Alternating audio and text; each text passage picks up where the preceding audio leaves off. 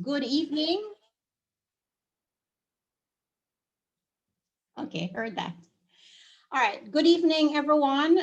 We have two more groups to present today, and then we'll do a final wrap up. We'll talk about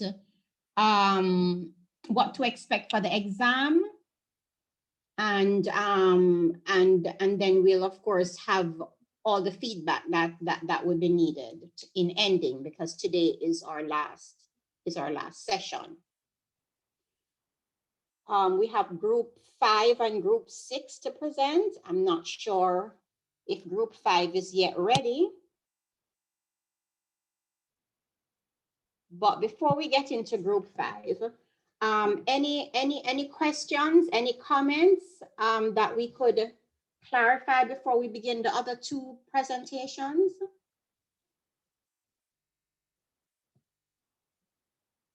So far we have looked at job analysis. We looked at what it is. We looked at what are some of the outputs of job analysis. We looked at job evaluation, which is the weighing of jobs in order to get equitable salaries. We looked at internal alignment and what that means. We looked at external alignment. We looked at the steps to get into both a job analysis and job evaluation. And so we looked at the market, the labor market, and what the labor market is, and how it is that a structured look at the labor market can actually, there's just the same way we have a structured look and a systematic look at the organization, how having that done can also impact the economy. We looked at some of the types of unemployment and underemployment. We looked at growth. We looked a little at classification. Now, classification is a very complex kind of definition of jobs and giving grades and numerical atonements to each job in the particular market. So we didn't go into that in extensive details, but just so that you have an understanding of what classification is, we did a little bit on that. Now, from all of that, are there any questions before we go into what group 5 and group 6 will present to us today? Any questions?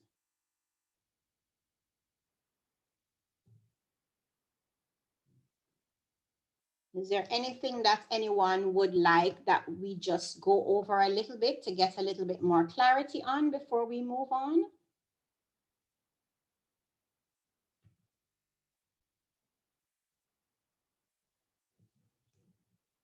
Is everybody here, or are you all that clear? We are clear, Miss. You're all clear. There's nothing that we had discussed that you may want us to look over again, that you're not particularly sure of. Remember, this is our last class. And so I think it's fair to give you some space and some time to think and to see if there's anything that I can clarify for you. And my question goes out again, is anybody in love with any aspect of job analysis or job evaluation in looking at what you may want to do further on? I will tell you, not that I'm selling it, but I am, that it's a very lucrative aspect of the human resource development process. And the more that or companies understand the foundational benefits, is the more that we'll be seeing those activities being employed within the organizations. So it's, I would say, the way forward as it relates to developing proper human resource structures within organizations. Hi, Miss, this is Sandra. Hi, Sandra. All right, so for me, I am paying particular, I'm having a particular interest in the whole job evaluation aspect. And so I know I don't have any questions right now. I just know that I want to spend some time by myself to read a little deeper into it and to understand this, the whole thing of the whole regression line and how you work the math out from there. Especially because my organization, we just received the final report on a job evaluation exercise that we did. It's public sector. Mhm. And I have access to the information and I want to understand it properly. Mhm. I would perhaps want to look at that for a future, how do I say it now? A future path for myself in launching out. And so I really want, I realize that it's a very specialized area and not a lot of people can do it really, I think. And so I want to delve deeper into it and to understand it a whole lot better.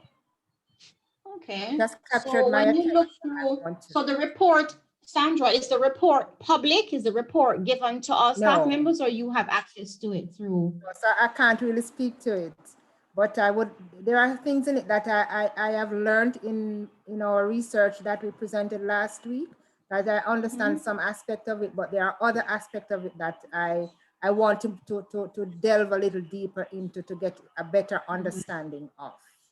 Okay. Now that I have a real live thing in front of me, to apply. Okay, well, what I will do is I will extend not only to you but to the rest of the class my availability, as if you are in your organization and there's any particular question that you may have, that you can send me an email even after we're finished here. So if there's anything that I can help with to further clarify or just in moving forward. All right. Right. So I believe everyone by now has my email address, so you can send me. But as it relates to the mathematical workout, Sandra, you will have to ever manually work out the regression line. We just did it so that you could get a deeper understanding. Those things are done through whatever statistical tool that you use, whether it's Excel or SPSS or any of those. Right, and I understand that, but I want to understand it so that I can actually explain it. If I need to explain it, then I can actually explain it, so that somebody else can understand. Everyone has my email address. So as you look through things and as you continue in your organization to experience things, and I'm always open for any kinds of discussions or questions that you may want to put forward. Okay. Right. Hi, good evening, Miss. Good This is evening. Camille. Hi, Camille. Yes, I just joined.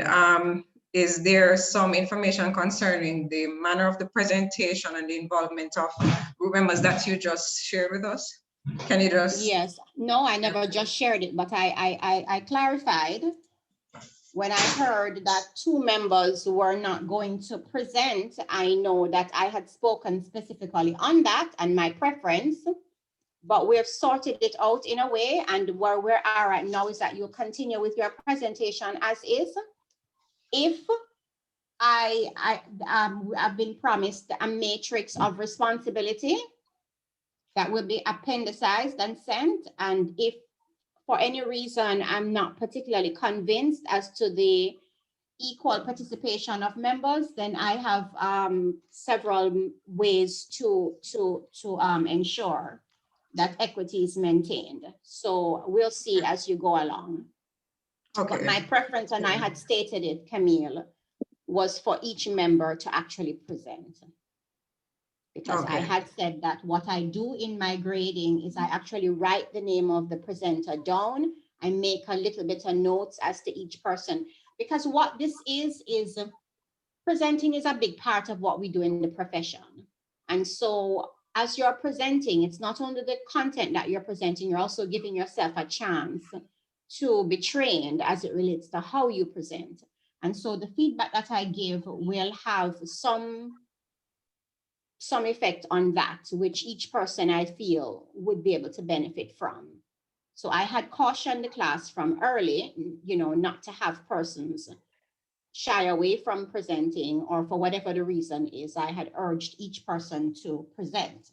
But as you have gone ahead and formulated your presentation in the way that you have, I do not want to throw you off and hinder on any of the quality of your presentation. So go ahead, and the 2 members who do not present will, I will see according to your matrix and the written, how it is that you show me their contribution.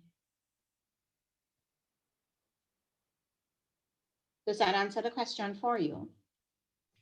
Yes, that's understandable. And the reason why we took this approach is just to be time efficient, because it's quite smooth and quite quicker when 3 presenters are, delivering the content rather than switching from between 6 persons. So, I mean, you're now the 5th group, and we've had 4 present before, and we didn't have any, I didn't make any comments about time. I remembered saying last week that I even found that presenting online was more judicious than when we have face-to-face, because it would take sometimes 10 minutes before one group is ready to hand up, before the other group is ready to set up, and so on.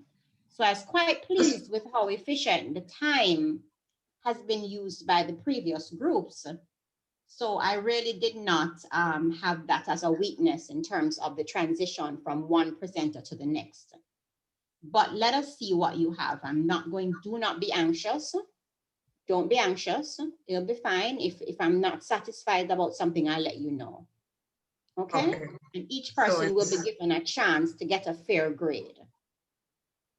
So do not be anxious, neither yourself nor those who have opted not to present. This is not the time to be anxious. Present what you have, and if I have any feedback, I will let you know. All right. Okay? All right, so deep breath. I should go ahead now and share screen. Deep breath in and out first, Camille. Okay? Yeah, you're fine. Get yourself ready. And then when you are, I think Olivine was asking who she should share the screen with. I don't know if she's still here, Olivine. Yes, I put Camille on when she came on. Thank you so much, Olivine. Thank you for your support. All right, so do we make way now for group 5, or were there any other questions? We will still get time after to talk, but if we're ready now, we can make way for group 5. Miss, sorry, just to inform you and extend apologies for Anake. She's unable to attend the class this afternoon. Is she okay? Yes, she is. Okay, she's well. Yeah. All right, that's fine. All right, thank you for letting us know. You're welcome. All right. Okay, group 5, take it away and have a good presentation. Thank you, Miss.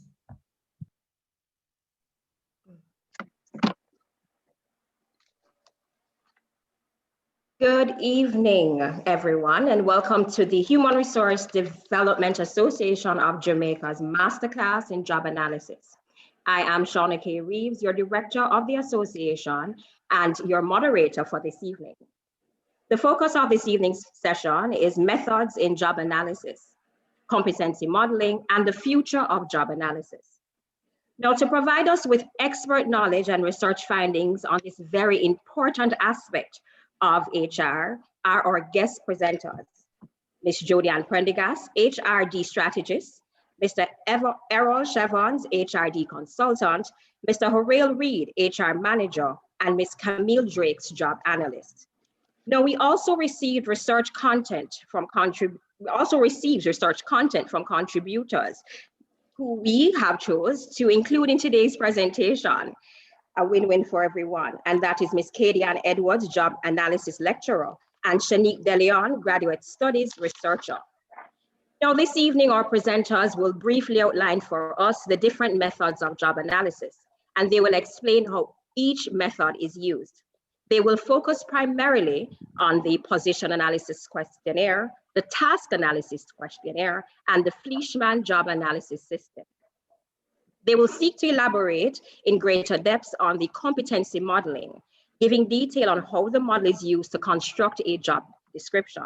And they will conclude by sharing why the competency model may become more popular in the future as compared to other types of job analysis methods. So let's begin. Ms. Prendergast, Ms. DeLeon, and Ms. Edwards, in your practice, what are some of the methods of job analysis you have seen being used in organizations today? Good evening, everyone. Thank you, Ms. Reeves.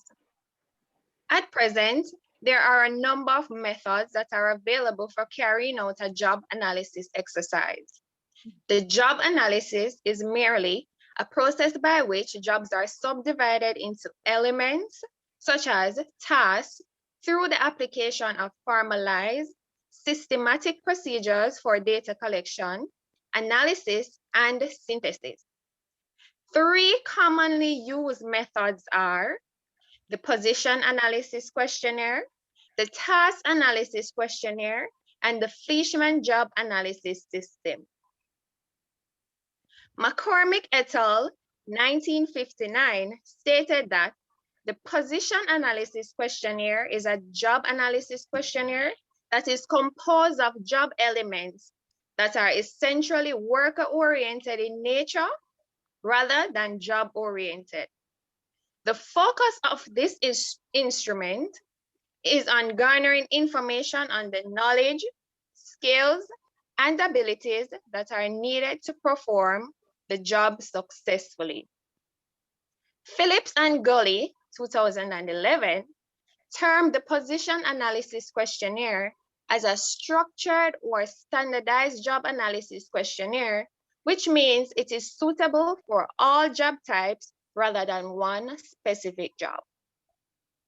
Additionally, the position analysis questionnaire is an aid used for carrying out a quantified analysis of a job. This is done by reviewing background information, observing the job, and conducting thorough interviews to determine the job content, then rating the extent to which each item and a standard list of job elements on the position analysis questionnaire applies to the job. The advantages of using a PAQ are that it is less costly than other methods of job analysis. It allows for time efficiency as it takes little time to administer.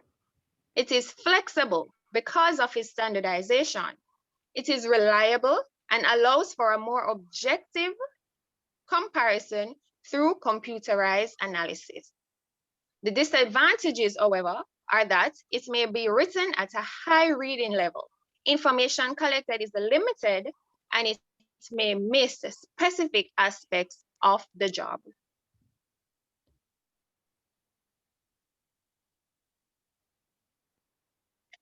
The task analysis questionnaire is another common. Thank you for that, Jody. The task analysis questionnaire is another commonly used job analysis method. This tool is used to identify the knowledge, skills, and behaviors required for the performance of tasks in order to determine the training needs.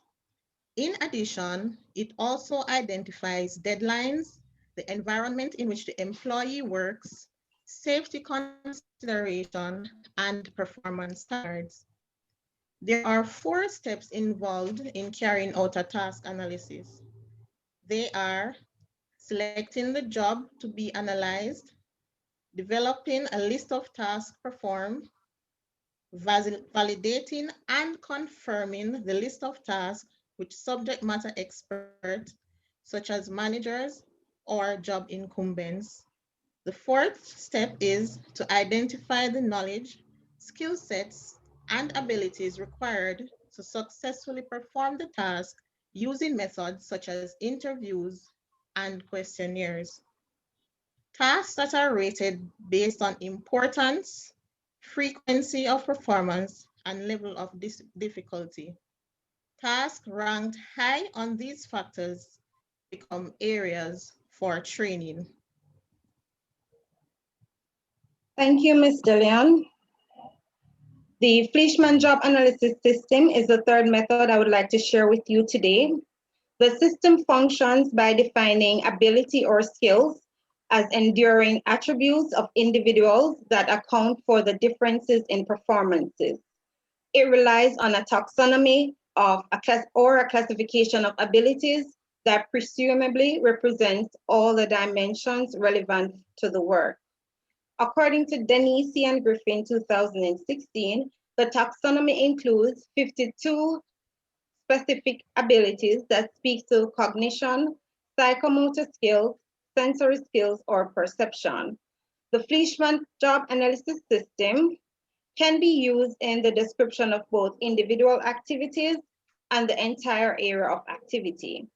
Denise and Griffin 2016 stated that an organization using this job analysis technique relies on a panel of subject matter experts, such as incumbent workers or supervisors, to indicate how important the ability is for the job and the actual level of ability required for a particular job.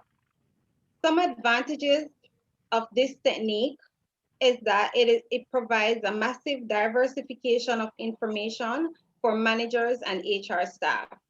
The information can be used to start a skill profile. This will then help to develop a complete and accurate job description, focusing on complex and multifaceted positions. This job analysis method is quite similar to the competency modeling. The disadvantages are that it is mainly used in large organizations and is considered very complex. The system requires trained personnel to perform this process. Back to you, Shauna. Thank you very much, Ms. Prendergast, Ms. Edwards, and Ms. DeLeon. You have exposed us to some very useful tools for conducting a job analysis, and it was quite informative. Now, Mr. Shevars, you assist companies with implementing and utilizing competency modeling. Could you elaborate in greater depth for us on this? Yes. In today's dynamic global environment, it's imperative that HR drives the process of enabling employees to exhibit the behaviors that the employer desires. That is those softer skills that will lead to the achievement of the company's strategic goals. Sorry, These Mr. desired Shabans, behaviors. could you give us Yes. some more clarity on your audio? Are you not hearing me clearly? No. I don't know if you need to shift the microphone or what. That's the microphone. Are you hearing me better now? That's a bit better. Okay. All right. So as I was saying, in today's dynamic global environment, HR needs to drive the process of enabling employees to exhibit the specified and desirable behaviors. Those are the softer skills that will lead to the achievement of the company's strategic goals.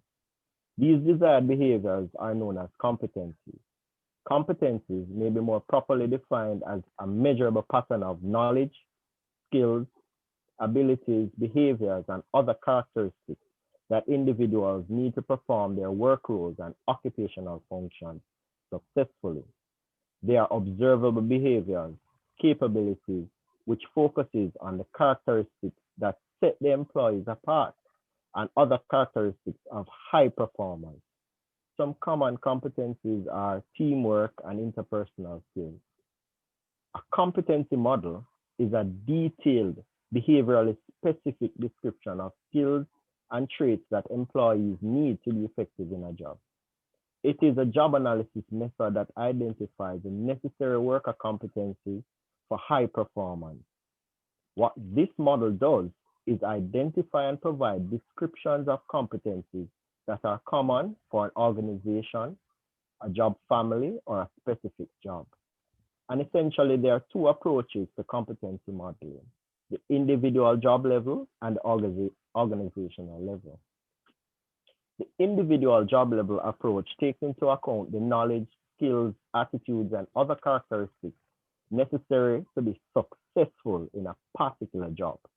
It is often referred to as bottom-up competency modeling, and it's quite similar to your traditional job analysis process.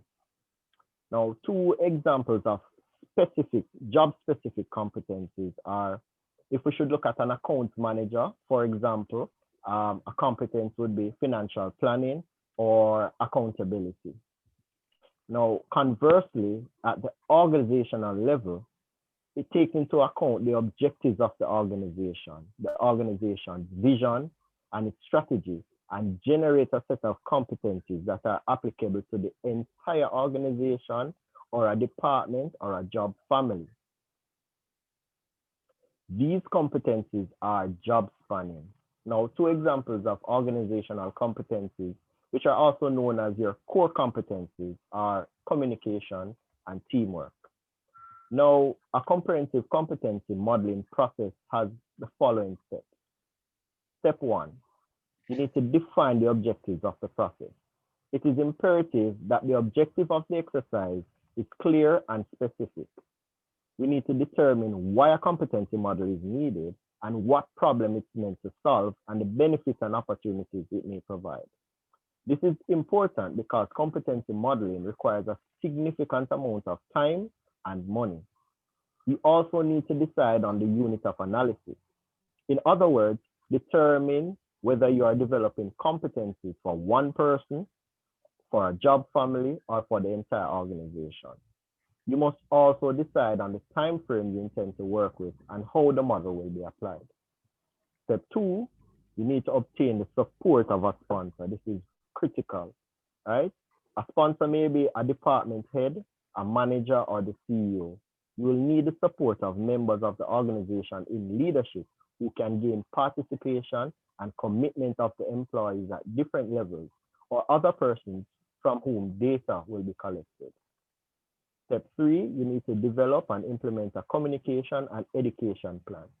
It's important to get buy-in, cooperation, and commitment from the relevant stakeholders.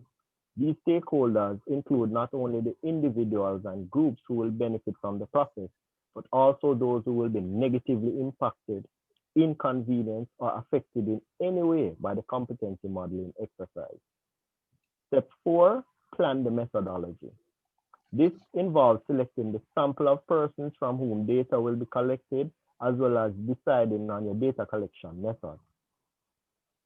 Step five, identify the competencies and create the competency model. At this point, it will be necessary for you to broadly define the content of the job.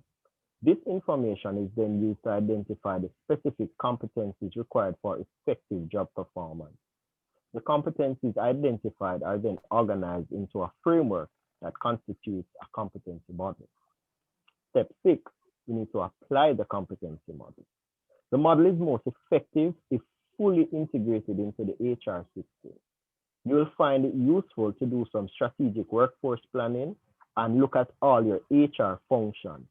After doing so, incorporate the competencies into the relevant HR functions, such as recruitment and selection, training and development, rewards and recognition, performance management, and compensation.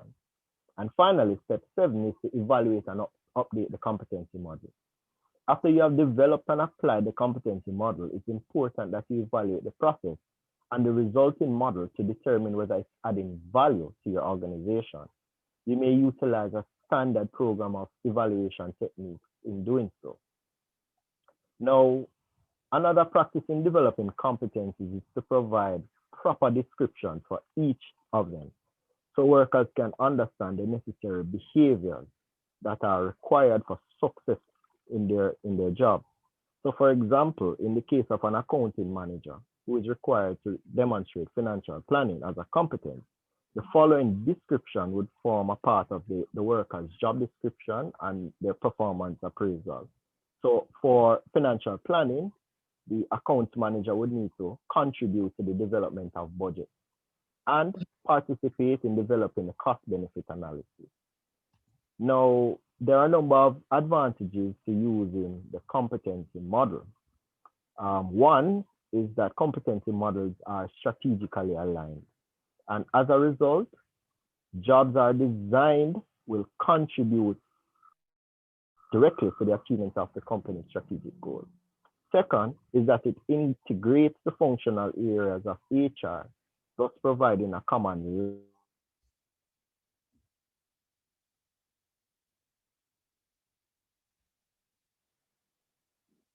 Mr. Shevard, we seem to may have lost you.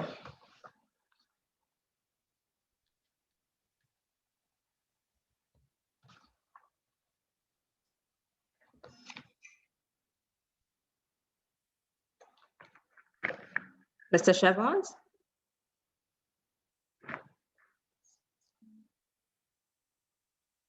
All right, so I'll just pick up from where he left off. This is also another area of my, repertoire of skills, so I'll just contribute. So the second advantage is that it integrates the functional areas of HR, thereby providing a common language for HR processes throughout the organization. The third advantage is that it creates a high-performance culture and facilitates continuous learning, which may improve the company's competitive advantage. The fourth advantage is that the common language within the organization reduces the cost of developing independent and often redundant models within the same organization. There are also disadvantages, however, that usually stem from a poorly developed and maintained model. They include the following. 1, competencies may become outdated and as such require periodic review. 2, the model is difficult to implement because it is primarily resource intensive. Thirdly, an incorrectly designed model may not yield the desired results. As Mr. Chevons hinted at earlier, another important feature of competency models is that they may be used to integrate HR functions. So the graphic on display there highlights 4 functional areas: selection, performance management, training and development, and rewards and recognition, and how the company's core competencies span across these areas. The competencies form the basis for the selection tools, for example, during the hiring process. Employees are assessed on these competencies, and where there are performance gaps, training interventions are initiated to improve employee behavior. And finally, employees are rewarded and recognized for exhibiting these competencies consistently. Thank you so much, Ms. Drakes, and thanks to Mr. Chevons. I apologize to everyone for that break in his internet service. A part of our new normal. It's something that we're trying our best. It comes with the method, yes. It does come with it, but we do value the contribution. It does speak to the quality of this group that we've put together today, and everybody seeks to benefit. Thank you so much for that, Ms. Drakes, and thanks to Mr. Chevons. He may join us later on should his connectivity Indeed support that. So in general terms, moving on, in general HR practice, we know that a job description and a job specification are products of a job analysis exercise. But today we are interested in learning how competency modeling, this specific method, is used to construct a job description. Now, to tell us about it, I invite Mr. Reed. Mr. Reed? Okay, Shauna. Good evening, ladies and gentlemen. Okay, a job description is a written document that states the duties and responsibilities related to a job. It is used for recruitment purposes as it informs potential candidate of the requirements and responsibilities of the job they are seeking to fill. Competency-based job description are formed by incorporating statements of competencies individual need for successful performance of the job. Competency-based job description, also known as performance-based job description, states employee responsibilities in terms of practice standards or how these responsibilities must be demonstrated. It is very strategic and does not simply list duties and responsibilities. Next slide. Traditional job description use a task-based format, but with the growing importance of the alignment of human resource function with strategy, competency information is appearing more frequent in job description. The job description should give job applicants a clear understanding of the job requirements and how well they can fit them. Next slide. Northern University indicates that a competency-based job description have several purposes. These purposes include: it provides essential information for assigning the appropriate pay grade, job function, or for the job, the title of the job. It assists in recruiting efforts. It identifies the essential function of the job based on job-specific competencies, and it provides the incumbent with an understanding of the primary accountabilities, duties, and responsibilities they are expected to fill. There are 3 types of competencies that can be included in a job description. They describe the skills, knowledge, and behavior necessary to perform the job. Here, skills are abilities needed to execute job duties. For example, accounting skills or specific laboratory techniques. Knowledge refers to the area of specialty or expertise. For example, a person who is specialist in finance or IT. The behavior is termed as the characteristics an employee must display in the job. For example, initiative and professionalism. Knowledge, skills, and behavior needed to succeed in a job fits into 2 basic categories. These categories are general, or what we call organizational, and specifics, or individual. A good job description includes both. The job description also contains the following specific items: representative duties and responsibilities, as well as accountabilities, reporting relationship, education, special skills, and work experience. Now, competency-based job description are a combined version which incorporate both a task-based and a competency-based is becoming quite common today. And from my research, it is apparent that competency modeling may become more popular in the future than other types of job analysis. Thank you. Oh, thank you so much, Mr. Reed. You have shared some invaluable information with us today, and your contribution is indeed appreciated. Now, Ms. Drake, Mr. Reed just mentioned that competency modeling may become more popular in the future than all the other types of job analysis methods, and the ones that, to include the ones that we went through earlier. Why might this be? Thank you, Ms. Reeves. Now, what we have found in our research is that, can everybody else mute, please?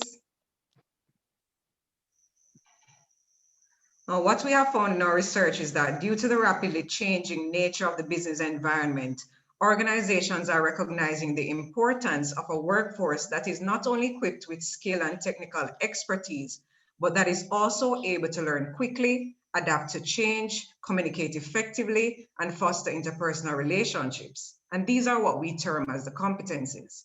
Research has also shown that the softer skills, such as interpersonal skills and teamwork, may significantly impact on work success.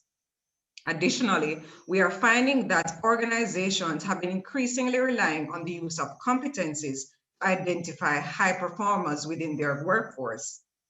Now, there are a number of features that distinguish competency modeling from other types of job analysis, which puts it in a position to become more popular in the future. The first is that competency modeling places focus on a range of competencies of an individual, or what they term as a whole person assessment.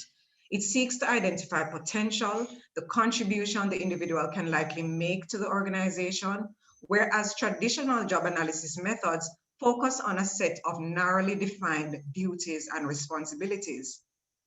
The second distinguishing feature is that competencies are often linked to the organization's goals, strategy, and values.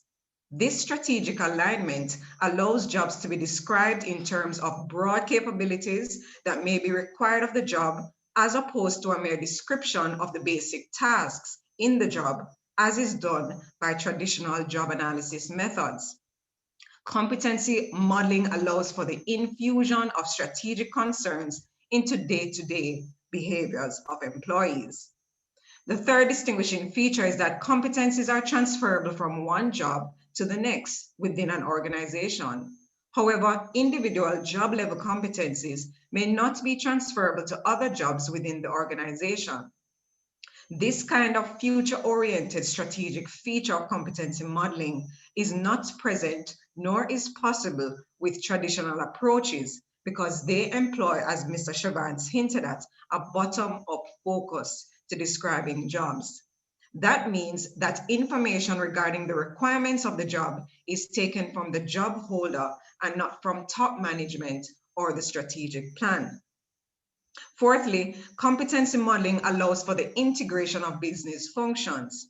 In the case of traditional job analysis methods, it is not easy to integrate the KSAOs, which are the knowledge, skills, abilities, and other characteristics into the HR functions as they are specific to a particular job.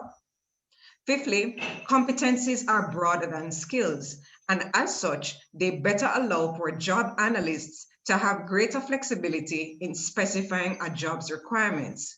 When a job description is structured on the basis of competencies, workers will be less likely to refuse to carry out certain duties that are not explicitly written in their job descriptions.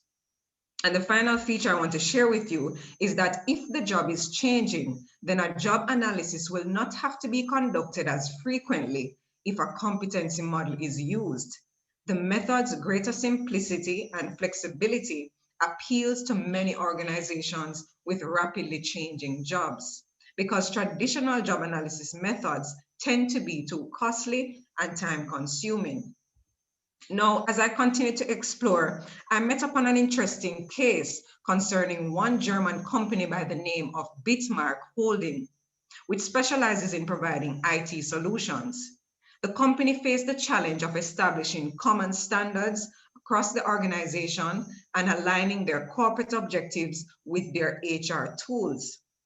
The company, in collaboration with a consultancy firm, developed a competency model that sought to address these issues with a focus on sustainability and strategic human resource. The model had two components. They had what is termed as lived values and strategic competencies. Employees from various divisions and units were also involved in the process, and they contributed to the implementation of the model. And this was done to ensure employee acceptance, understanding, and commitment. The strategic component focused on HR processes that would ensure organizational success through sourcing of the required competencies during the recruitment process. The design of the job descriptions used behaviorally oriented competencies that conveyed expectations, development perspectives, and the need to be oriented to change. At the same time, the lived values serve to support positive aspects of the existing corporate culture. Now, an example of a strategic competence within Bitmark is flexibility and open-mindedness. And two descriptives under that competency are: one, we face new tasks open-mindedly and constructively. We react positively to changes and advancement. This was a very comprehensive approach to competency modeling. I thought it was a good example to share. I have also seen the practice of competency modeling in local organizations, and one such company is Jamalco. The company developed a competency model at the organizational level that supports its mission, vision, and strategic goals. This was done through a meeting of members of the senior management team. The core competencies that were decided upon are communication, flexibility, passion, and teamwork. These organizational competencies were then incorporated into the HR functions. Additionally, individual or job level competencies have been identified by the company and assigned to each role within the organization. Now, they intend and they continuously review. Management reviews every year these lists of competencies for their direct reports. So for the position of talent management administrator, for example, the competencies include communication, flexibility, passion, teamwork, business acumen, people management, and analytical thinking. These are just two examples, but there are others that show that competency modeling is being used both locally and internationally, thereby supporting the view that this job analysis method may indeed become more popular in the future. Thank you very much, Ms. Drakes, and thank you all. Thank you very much to all our presenters. It was a lot of valuable information that they've shared with us tonight, and it has been quite enlightening. So to conclude, what have we learned? We have learned tonight that job analysis is a process by which jobs are subdivided into elements such as tasks through the application of systematic procedure of data collection and analysis. There are a number of methods available for carrying out a job analysis. However, they all serve different purposes and provide a varying benefits, right? The position analysis questionnaire is essentially worker-oriented in nature rather than job-oriented. It is used to garner information on the knowledge, skills, and abilities that are needed to perform a job successfully. Now, the task analysis questionnaire is another commonly used method, which allows organizations to identify worker training needs. We also learned about the Fleischmann job analysis system, which defines abilities as enduring attributes of individuals that account for the differences in performance. We also looked at the competency modeling. This one is a more strategically focused method. We were told that it is a detailed, behavioral specific description of skills and traits that employees need to be effective on a job. It identifies competencies that are common for a specific job, a job family, or the entire organization. We learned that the competency model produces a certain type of job description, and this job description is very strategic and does not simply list the duties and responsibilities. And finally, organizations are recognizing the importance of a workforce that is not only equipped with skills and technical expertise, but are also able to learn quickly, adapt to change, communicate effectively, and foster interpersonal relationships. Competency model allows for, among other things, the linking of jobs to strategy, the transfer of competencies across an organization, flexibility in specifying a job's requirements. And we must also know that the features of this model distinguishes it from the traditional approaches, and as such, it is likely to gain in popularity. Now with that, we thank all of you for being a part of this evening's masterclass in job analysis. I trust that you all have gained significantly from this educational session. Now, our guest presenter, Ms. Drakes, has a short recap exercise that she's going to undertake with you. And I'm due to tell you that prizes will be awarded to participants who actually answer the question correctly. And because of this, we're encouraging everyone to participate. Ms. Drakes.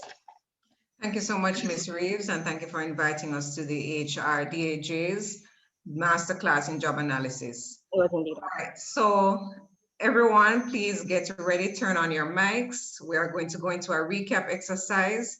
The first question that we're throwing out to you is, what is a competence? And this is something that we've been exposed to here as well as in performance management. So I'm looking for multiple responders coming on now. And if you don't respond, I'll be calling names.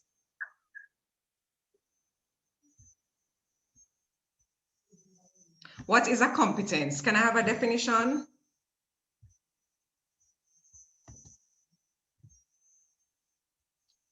All right, I'm going to be picking on someone.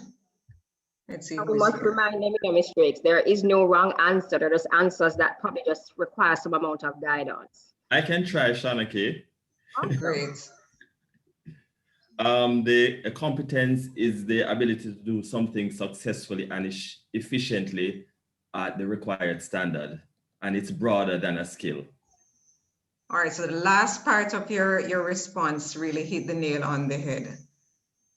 So it is behavioral in nature, it's broader than just skills and task related. It is more looking at the whole individual. And give me an example, Philip, of a competence. Communication.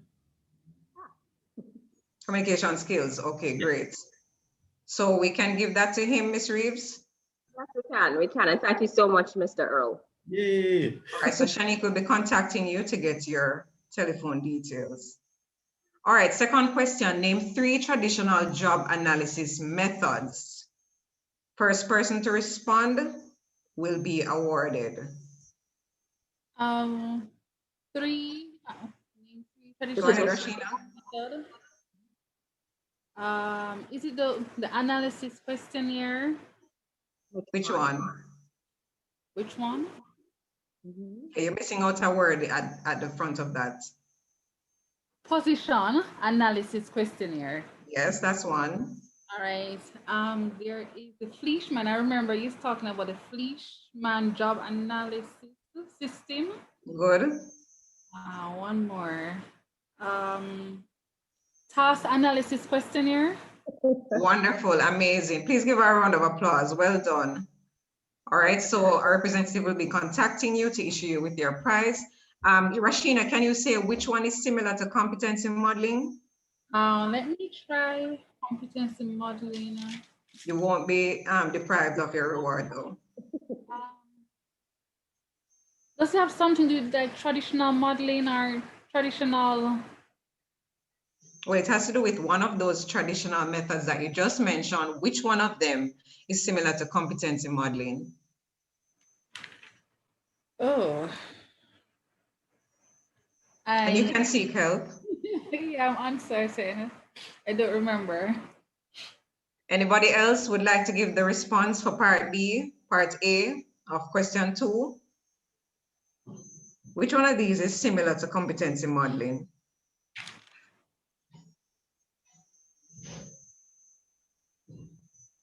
All right, let me look in the list of names here.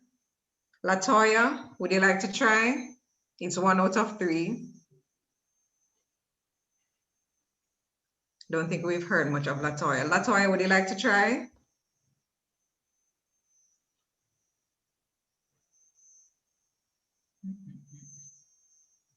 Is it does the brick mark? I'm not sure. No, that's an example of a case. Example, okay.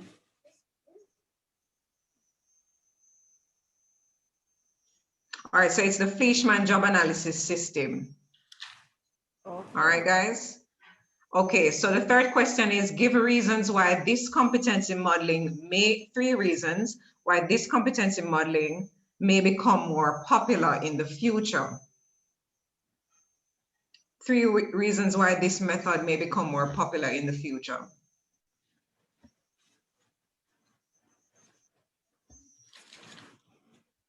All right, so everything on Antonio. Can you at least provide us with one? Places focus on a range of competencies or a whole person assessment. Very good. I should give the next 2? If you can, yes. It can be linked to goals. It is, yes, it is linked to strategic goals. And transferable from one job to the next. That was exceptional. Well done, Antonio. That is correct. And we have a bonus prize here. We want for you to list the first 3 steps in developing a competency model. And this is a text-in response that we want as we now turn over back to Miss Lewis. Thank you all so much for participating. We do hope you have gained significantly from this lesson. Before you go, Camille. Yes, Rashina? The Fleischmann job analysis system is similar to what again? To competency modeling. Competency modeling, thanks. Sure.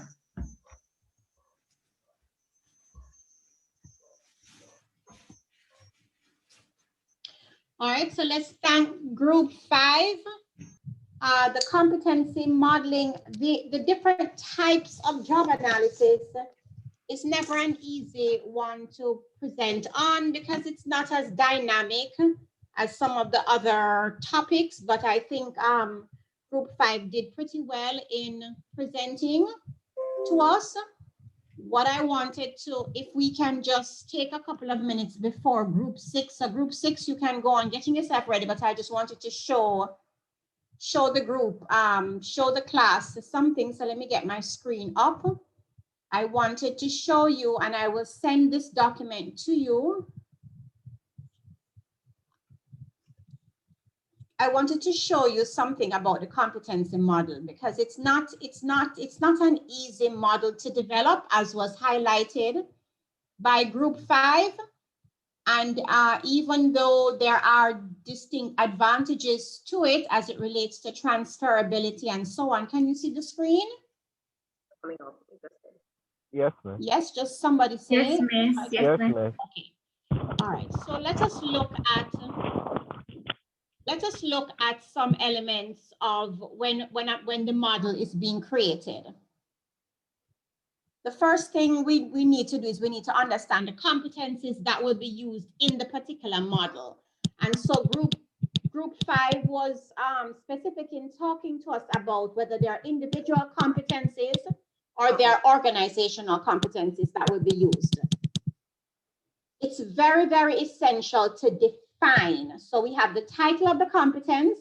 We need to define the competence, and then they're broken down into what is called sub-competencies, behaviors, and proficiency standards. So just the way we did the job evaluation when we were looking at factors, do you remember when we had the point analysis that we looked at? So we looked at the factors, and then we looked at the sub-factors, and then we also looked at how these factors were going to be broken down in different standards. Proficiency and standards. Competencies can be used in a similar manner. So I'll go and just show you.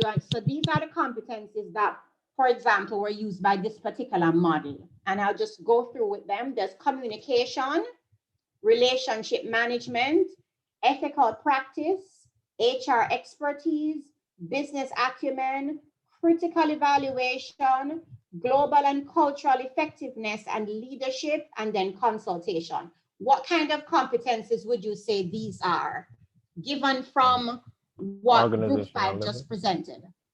Individual competencies or organizational competencies?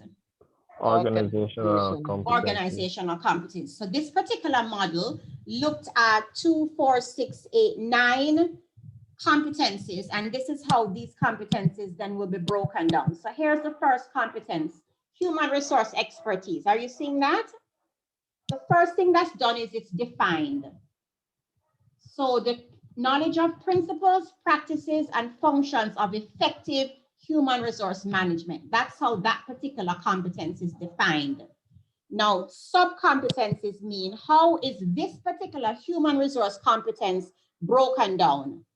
It's broken into strategic business management, workforce planning and employment, human resource development, compensation and benefits, risk management, employee and labor relations, HR technology, global and international human resource capabilities, talent management, and change management. So let's go and look at what's the competency.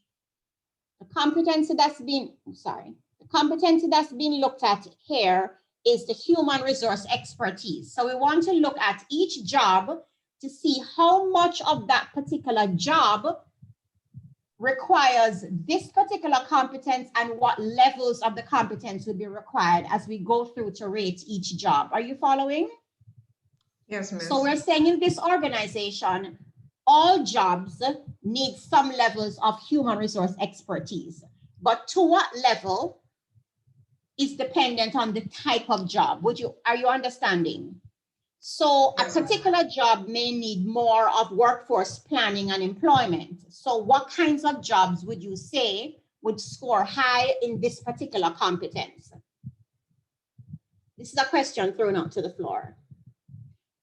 In an organization, what area would of jobs? HR manager. HR manager, but would it be HR manager alone? No. No. So as you look at the jobs, we would be able to rate which jobs need what particular levels of competence, what kinds of competence one, and what levels of the competence would be needed. So that would help us because the competence A has been defined, and then it has been broken down into the sub-competencies and then further broken down into behaviors. Because remember, as group 5 pointed out, competencies by and large are observable behaviors. Did you remember that part? So it's broken now to say that these are behaviors demonstrated by individuals at the highest level of proficiency on the indicated competence.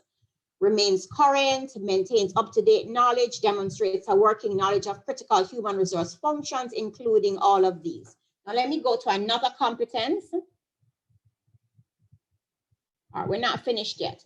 Still in the human resource expertise, we have different levels. We have the early level, the mid-level, the senior level, and the executive level. And we're still dealing with this one competence, human resource competence. So we're saying jobs at the early level, as it relates to this particular competence, will need to identify ways to improve operational efficiency, route stakeholder questions to the appropriate area, uses judgment to determine when to consult with higher level management, and so on.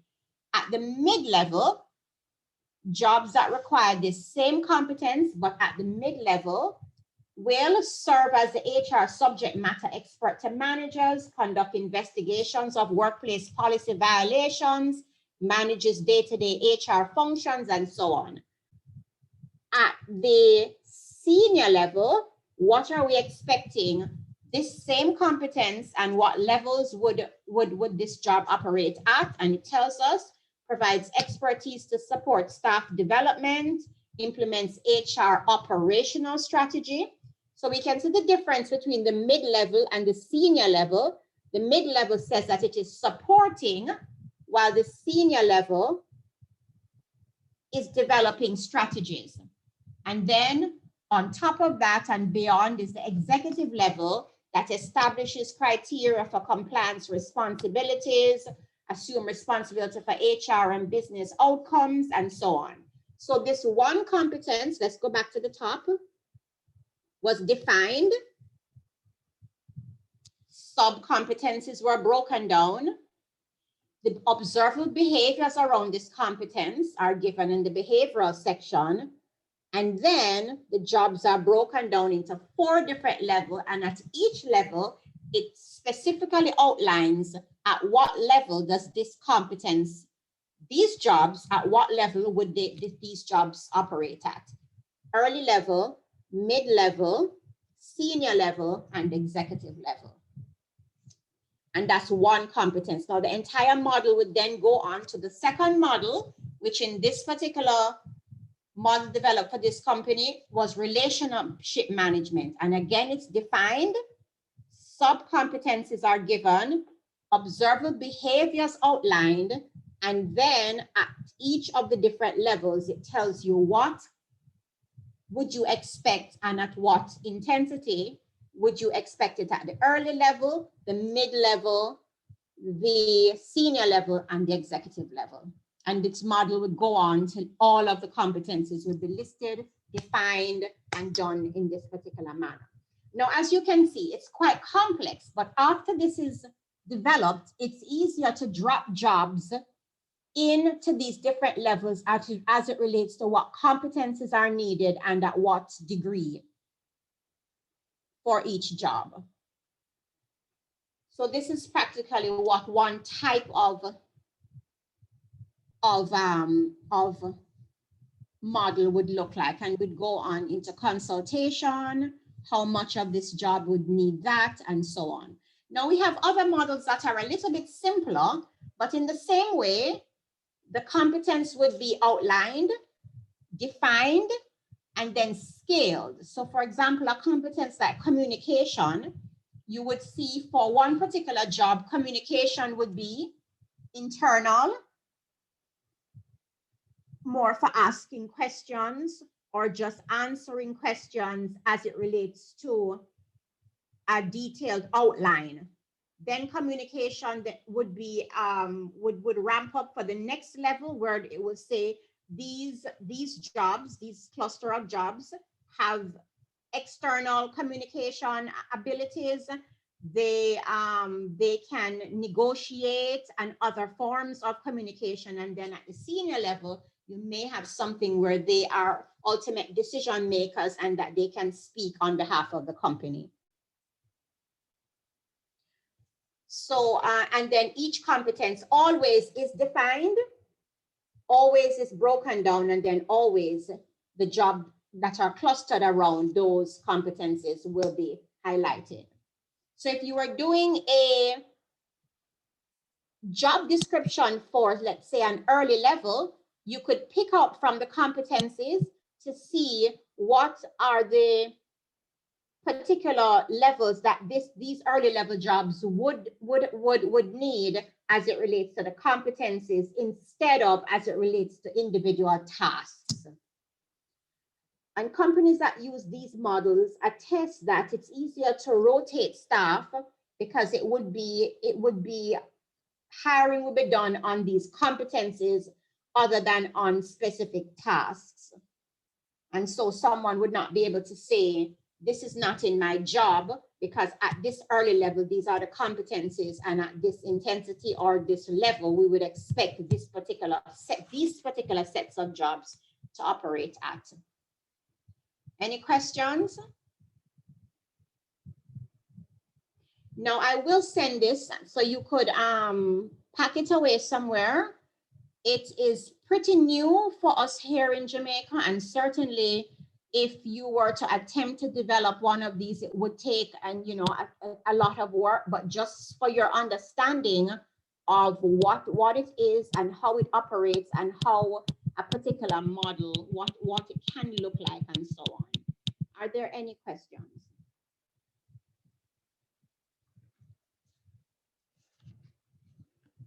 Any questions as it relates to how would this work to, for example, tell an admin assistant what they need to do instead of what are the competencies that they need to have? Does anybody see where this could have any loopholes? So for example, a bearer, you would structure a bearer's job description more onto what are the competencies that a bearer needs to have than on what are the tasks that a bearer needs to carry out. Any comments on the differences and whether this particular model would work for all types of jobs or in all kinds of industries? Any thoughts? Go ahead. Who is on the floor? Errol. Errol, yes, go ahead, Errol. Yes, not a question, more a comment. Yes. In my research, I've found that most organizations use a mix of the traditional way of job analysis, job description, and the competency modeling, because they want the employees to exhibit the behaviors that they desire, but in the same breath, they also want to be specific and tell them the task. So what I've found is that most companies use a mix, a bit of both, to get the employee to do the task and exhibit the behaviors that they require. At the same time, that's a good point. That's a good point. Yes, but there are some companies that are going for teams, and those companies are saying that they just put together teams and give them tasks to perform or goals or set standards to meet. They do not tell them how to do it. They just tell them what needs to be done in the end.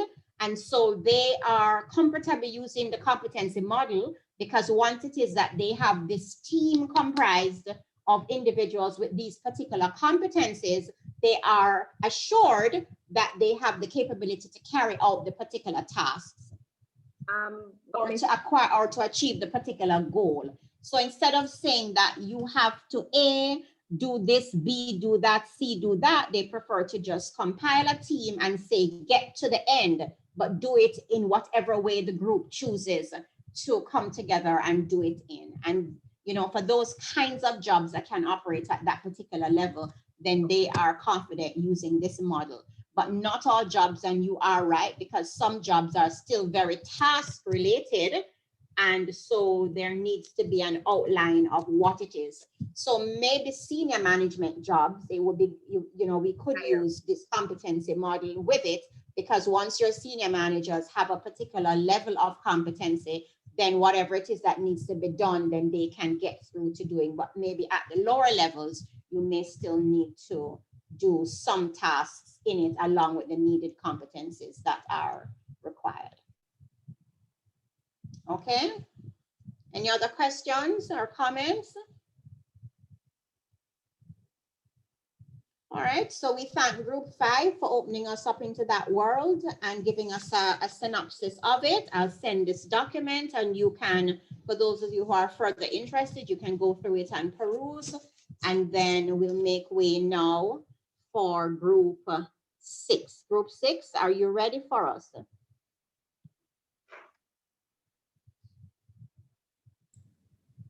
Testing. Miss, we're waiting for you to stop sharing. Oh, I just stopped a while ago.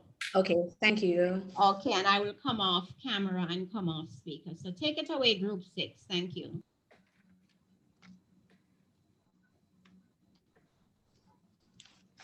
Who should I be making co-host? I'm already co-host. OMC, thank you.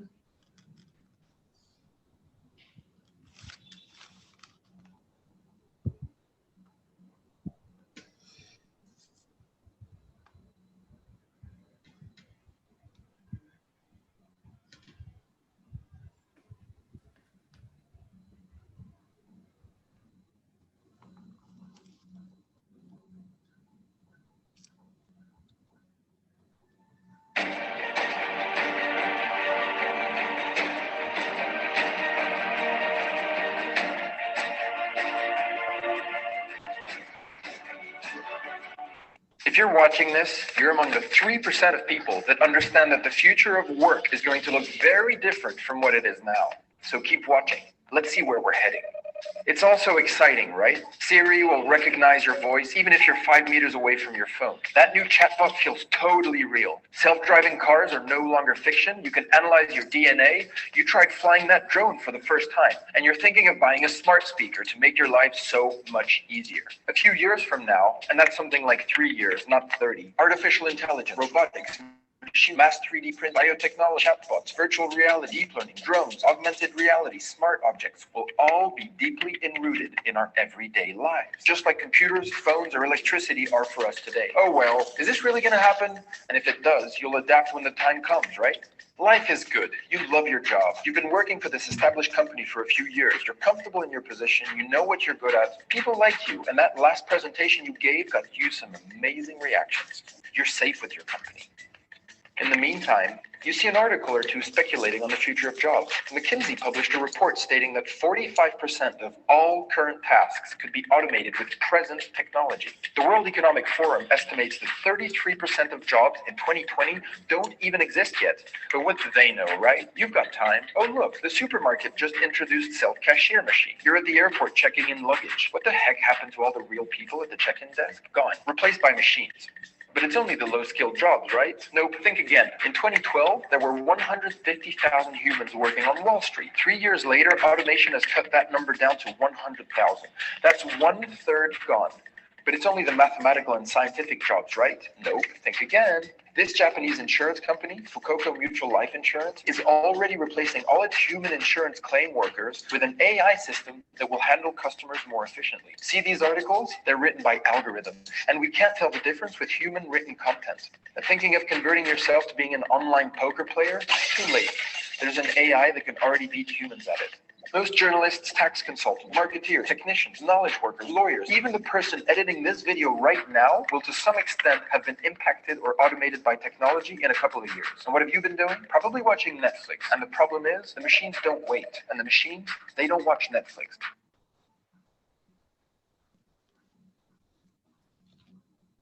Wow, ladies and gentlemen.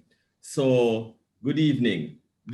It is at this point in time that we would just simply collect the offering, say the benediction, and send you right home, because this video aptly summed up everything that we are going to be discussed about job in the 21st century, the modern economy, the 20th century contemporary workplace, and all that you saw before. But alas, we were allotted about 30 to 40 minutes to expound on this topic and to give everyone a fair chance of being evaluated. We'll go right ahead and elaborate. So thank you very much, ladies and gentlemen, and welcome to this edition of Work in the 21st Century Implications for Job Analysis, or as we put it, job analysis and job description for the modern economy. Now, during our research, everyone, we noted that the conventional job description and job analysis rarely prepares an organization for unforeseen events. What do I mean by unforeseen events? Take the COVID-19 pandemic, for example. This is an unforeseen event. And now how the way work is structured, technology, change in the workforce, and as I mentioned earlier, the contemporary organization on a whole. Do job analysis and job descriptions as they are now prepare the workforce for these unforeseen events? It is with this in mind, ladies and gentlemen, that we will endeavor to discuss with you concepts such as like visible changes on how work is currently being done. We will speak about the Shamrock organization and provide you with local and international events. We'll go even further and discuss with you job description, which is the main output of a job analysis, and the challenges that we might face within the modern economy. And lastly, we will discuss using job analysis for future jobs, or more importantly, the big question of this presentation is, will job analysis be even relevant for the future? Now, bringing this information to you, ladies and gentlemen, are the members of Team Distinction.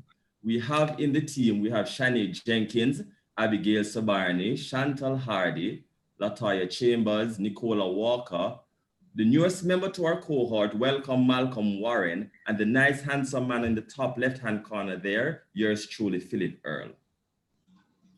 Now, when we're doing our research about job analysis in the 21st century, it is anticipated that, work may pose several implications for job analysis and by extension, job distinction in the face of an ever-changing job and the modern economy. Compensation system, staffing practices, and performance management systems have all evolved and become more integrated with corporate strategy in the modern economy, says Muzula and Beard, 1987. And from previous sessions and courses that we have participated and been members of, we have now learned how integral and critical the job of the HR practitioner is to align the company's strategic vision with the results that they wanted. But we are here talking about jobs and job analysis and job description for the future. It is our belief for us to understand where you're going, you have to understand where you're coming from. And so we did a brief summary as it relates to the Industrial Revolution and how the face of job and work has changed over the centuries and the decades. Now, if some of you may recall, the first Industrial Revolution was somewhat of an agrarian, came out of the agrarian age, where we saw it was characterized by mainly farming and handcrafted items. Certainly, ladies and gentlemen, how a job description, job analysis, evaluation, job design would have looked then, would have evolved, would look different, from how it looks now. Which takes us into the second revolution that saw and was characterized by rapid industrialization, oil and electricity, powering mass production. With that second job evolution, the job description, output, evaluation, and all the components therein would have looked different from those of the first industrial revolution. Fast forward into the third industrial revolution in the 60s, where we saw electronics and information technology introducing the computer. Certainly measuring productivity, output, and effort would have been different from the previous two because you saw things becoming more automated with the aid of technology. And we are now experiencing the fourth industrial revolution, ladies and gentlemen, in the 2000s, where so many things are automated. I mean, a running theme throughout this presentation is Do we have an app for that? Because, ladies and gentlemen, everybody now in the 20th century and the contemporary organization is wondering if there's an app for that. So with this in mind, what will job analysis look like in the future? Certainly, we cannot talk about the evolution and the changing landscape of work without seeing how the job of the HR practitioner has evolved over time. And from the early 1900s to now, the role of the HR practitioner has changed from being what was referred to as somewhat of a transactional role, where they dealt with things like record keeping, employee services, day-to-day transactions, benefits, and administration. Moving up into the 1900 decades, the job and the face of the HR practitioner also evolved with jobs. If you can see the parallel there and the alignment of the two, where they went into traditional mode, where the work of the HR practitioner incorporated concepts such as performance management, as we all are studying now, training, recruitment and selection, compensation, and employee relations. So if you notice that as work and the landscape of work change and evolve, so too the work and the practice of the HR practitioner. Now, strategic direction, as well as you call empowering persons, was the next part of the evolution of the role of the HR practitioner. And we are now in the transformational stage where we are doing knowledge management, competency-based activities and evaluation, as mentioned by the previous group 5. So we see the changing landscape of work, the changing landscape of the HR practitioner, and with the 2000s and beyond, what will job analysis and the future of job looks like? But before we can decide if there's an app for that, let me now hand over to a quite articulate and competent member of our group, Latoya Chambers, who will actually let us know, point out to us some of the visible changes that are taking place in jobs in the 21st century. Over to you, Latoya. Thank you, Philip. Okay, so do you remember the first day of your first job? Think about it. Maybe it was a summer job where you were, arranging files in large cabinets, or you were learning how to do shorthand writing to take minutes at a meeting. Well, as you probably know, there are apps for that. As we saw in the intro video, and as was reiterated by Schneider and Kans, the world is changing rapidly, and with it, the way we do our jobs. We took a closer look at this phenomenon and discovered that the current and expected future changes to job performance can be accredited mainly to technological advancements, globalization, environmentalism, and COVID-19.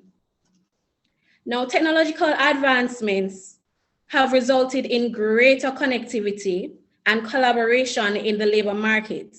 To give you some examples, let's do some comparisons. So we went from a phone that required putting your finger in holes to select the number, to asking your Google Assistant to call your boss without even touching your phone. Now that's automation. Then we went from placing jobs in the Sunday Gleaner, well, some of us still do it, and writing resumes and dropping them off at offices or companies, to applying for a job on LinkedIn. Now this job is probably in Canada or Sweden, and doing the interview on Zoom, and then texting your family members on WhatsApp, the usual group chats, to tell them that you got the job. Now that's social media, and that's apps for you. From using cartridge paper to make charts and presentations, to having your entire team online, editing and collaborating simultaneously, like my team Distinction is doing right now on Canva. That's cloud services. Remember going to the library to do research for a project or presentation at work? No need for that anymore. Just type your keywords into databases such as EBSCO and voila, information at your fingertips. From renting conference rooms and having everyone travel from country to town for a staff meeting, to making decisions with Teamsters in Negril and Portland, or even in Dubai, and sealing the deal with e-signatures. From sending your customers Christmas cards to e-cards, customer service in the form of birthday emails from your bank or your insurance company, that's customer relationship management systems. It's an employee market. Employees want to go to work for more than a paycheck. Persons are looking for a different type of job satisfaction, and companies must develop an environment or a culture with perks to draw the best talent from the job market. And as Philip mentioned, for the first time ever, there are 4 generations in the workplace. Well, he's going to mention it later on.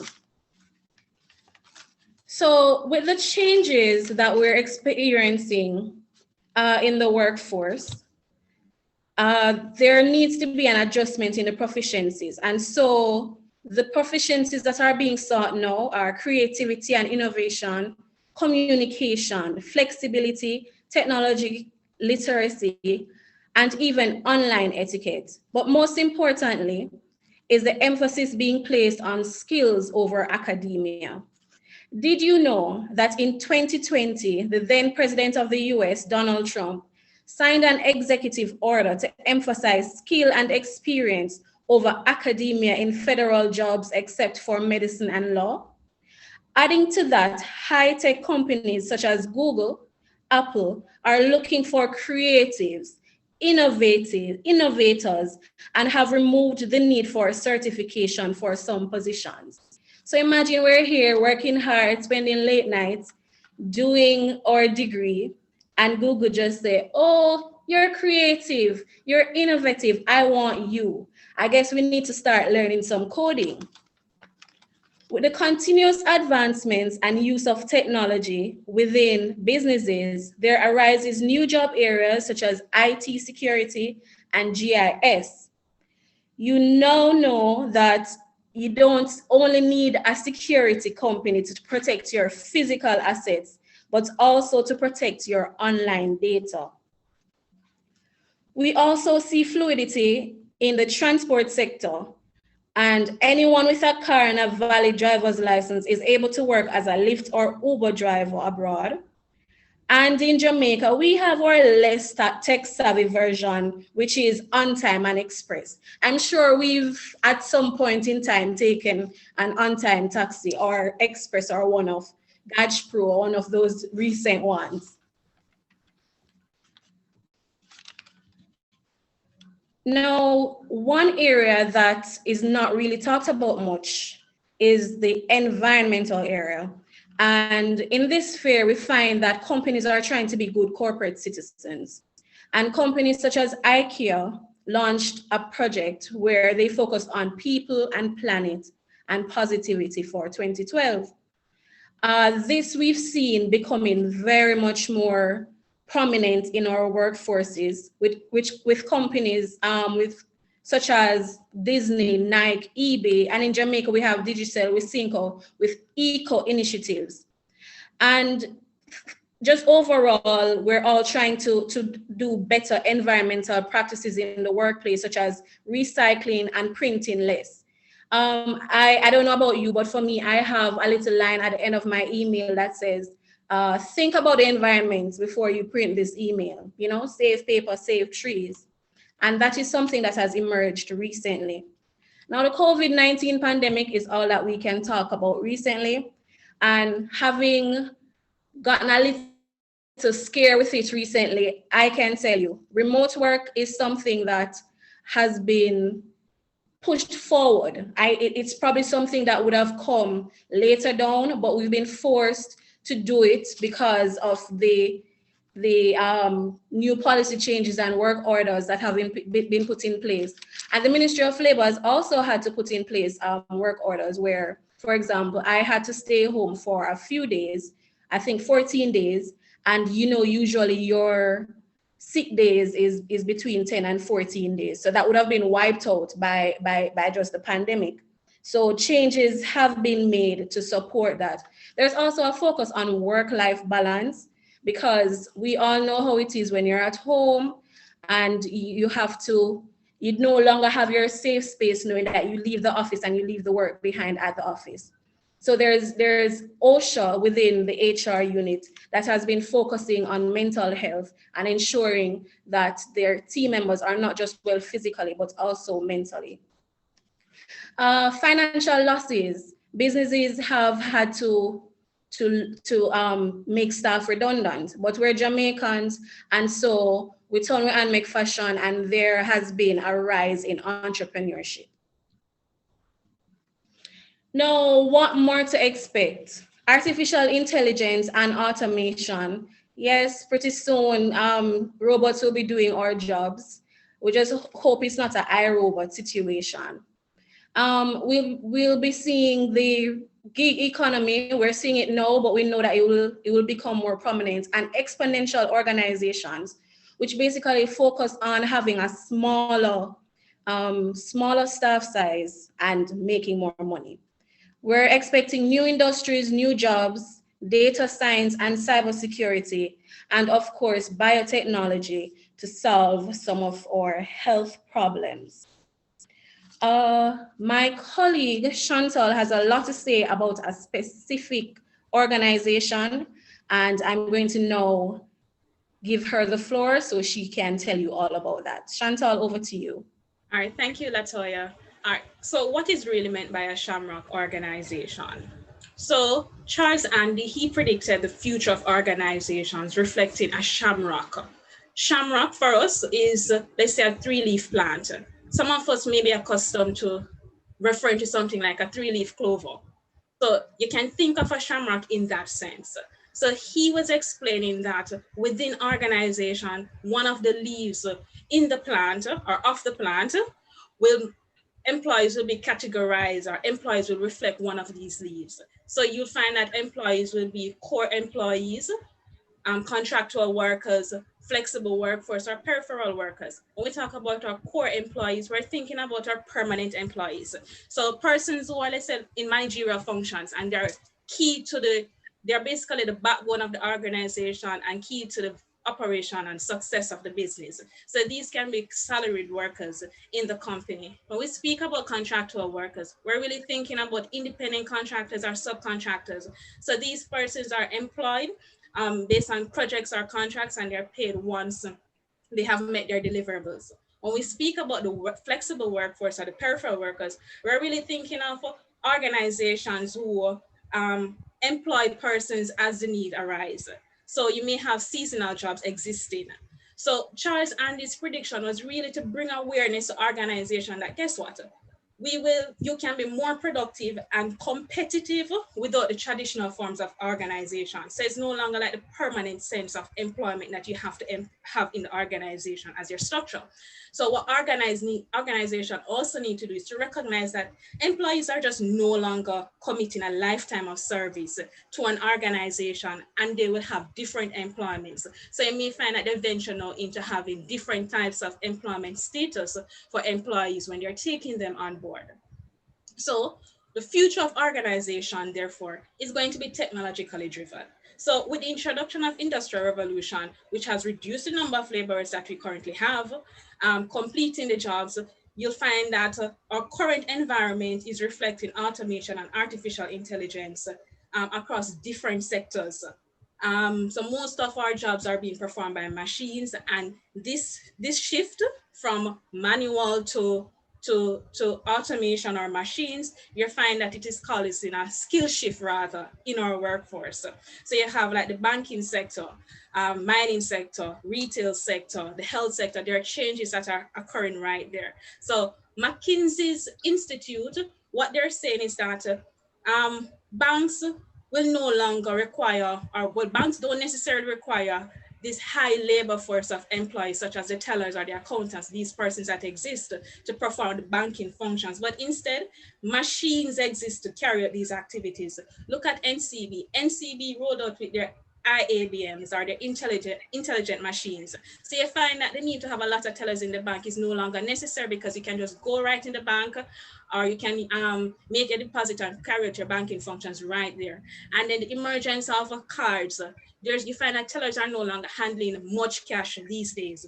When I think about the mining sector in different parts of the world, or rather developed countries, you find that you're having driverless trucks existing in different countries. So you find like Komatsu Autonomous Haulage System. What they do, it's a system that is run using GPS. So you have persons in the office who are operating these machines remotely, and it uses GPS. So companies like Glencore, Rinto, they are using these machines. And of course, in the retail sector, we have self-checkout machines that are that's actually in the airports and in the supermarkets. So we don't necessarily need to have cashiers, or we don't need a lot of immigration officers to assist us. So in light of technology, organizations are really seeking employees who possess technological skills or expertise to support the IT infrastructure that they actually have. So it's no longer the basic cognitive skills, but more so the higher cognitive skills that is really needed to support the machines that are in place to run the normal operations of the business. So that's something that we have to be mindful of. So organizations too are looking at structural changes.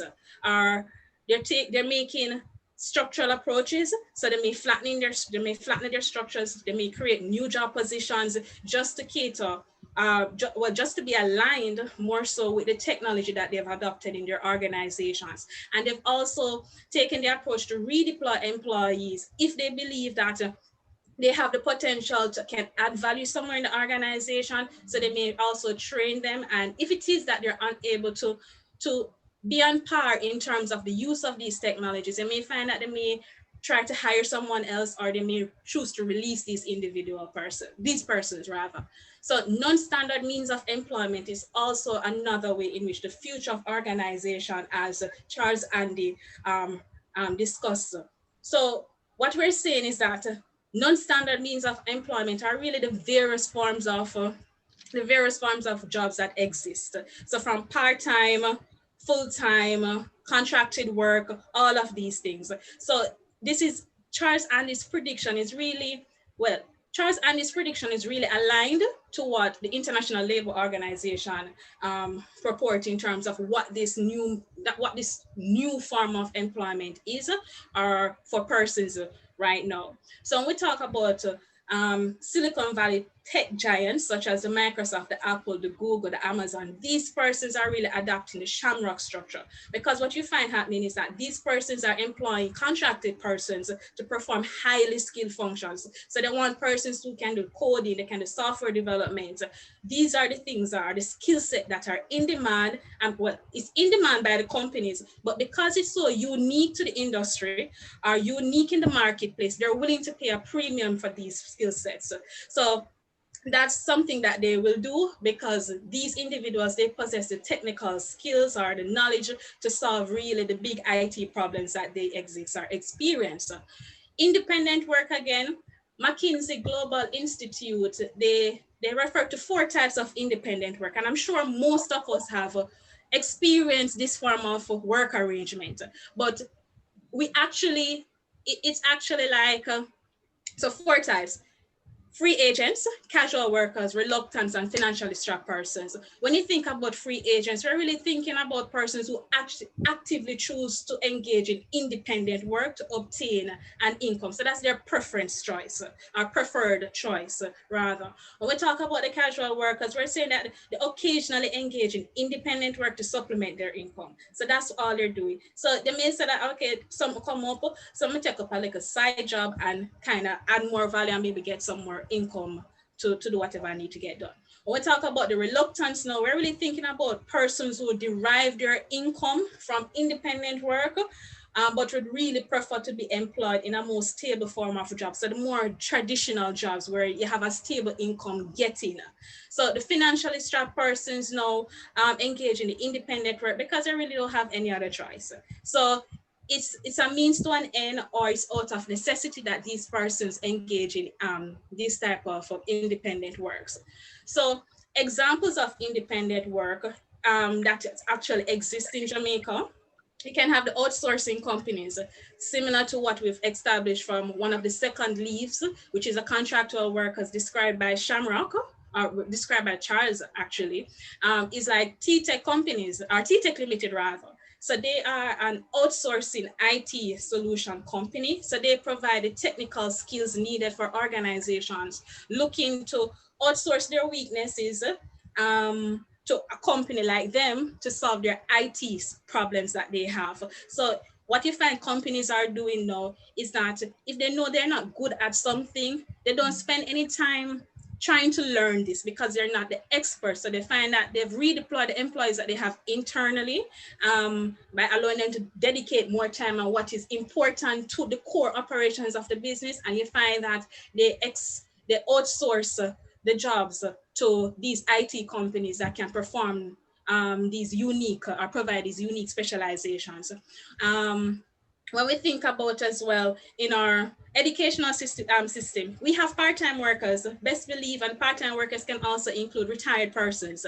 It can be a full-time employee. So these persons are engaging in independent work, whether actively, casually, financially strapped, or as a reluctant, they're really engaging in this type of work arrangement. When we talk about our acne carriage operators in Jamaica, we have the Mortet, the Gatchford, the Antime. All these companies, they fit the bill of one of the four categories of independent work. So independent work is not necessarily done to make ends meet, but it is done depending on your need, your interest, your drive, whatever it is, and it's done regardless of your age, your income level, your gender, whatever it is. So it's done across all occupation and in various industries. So what you need to understand when you think of a Shamrock organization, you think that, well, you'll find that employees will always move from one leaf to another. So you don't necessarily stay in one place all this time. So you can be a core employee at one time, taking up a side job. You can be a flexible worker who moves now into a contractual type of work, which is a second leave. So you don't stay in one place too long. So it provides a sense of flexibility too, especially with independent work arrangements.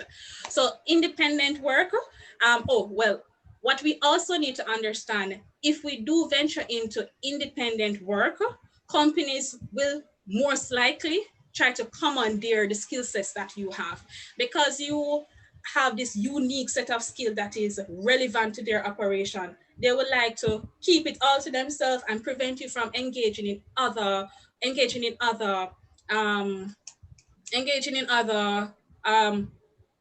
independent work engagements.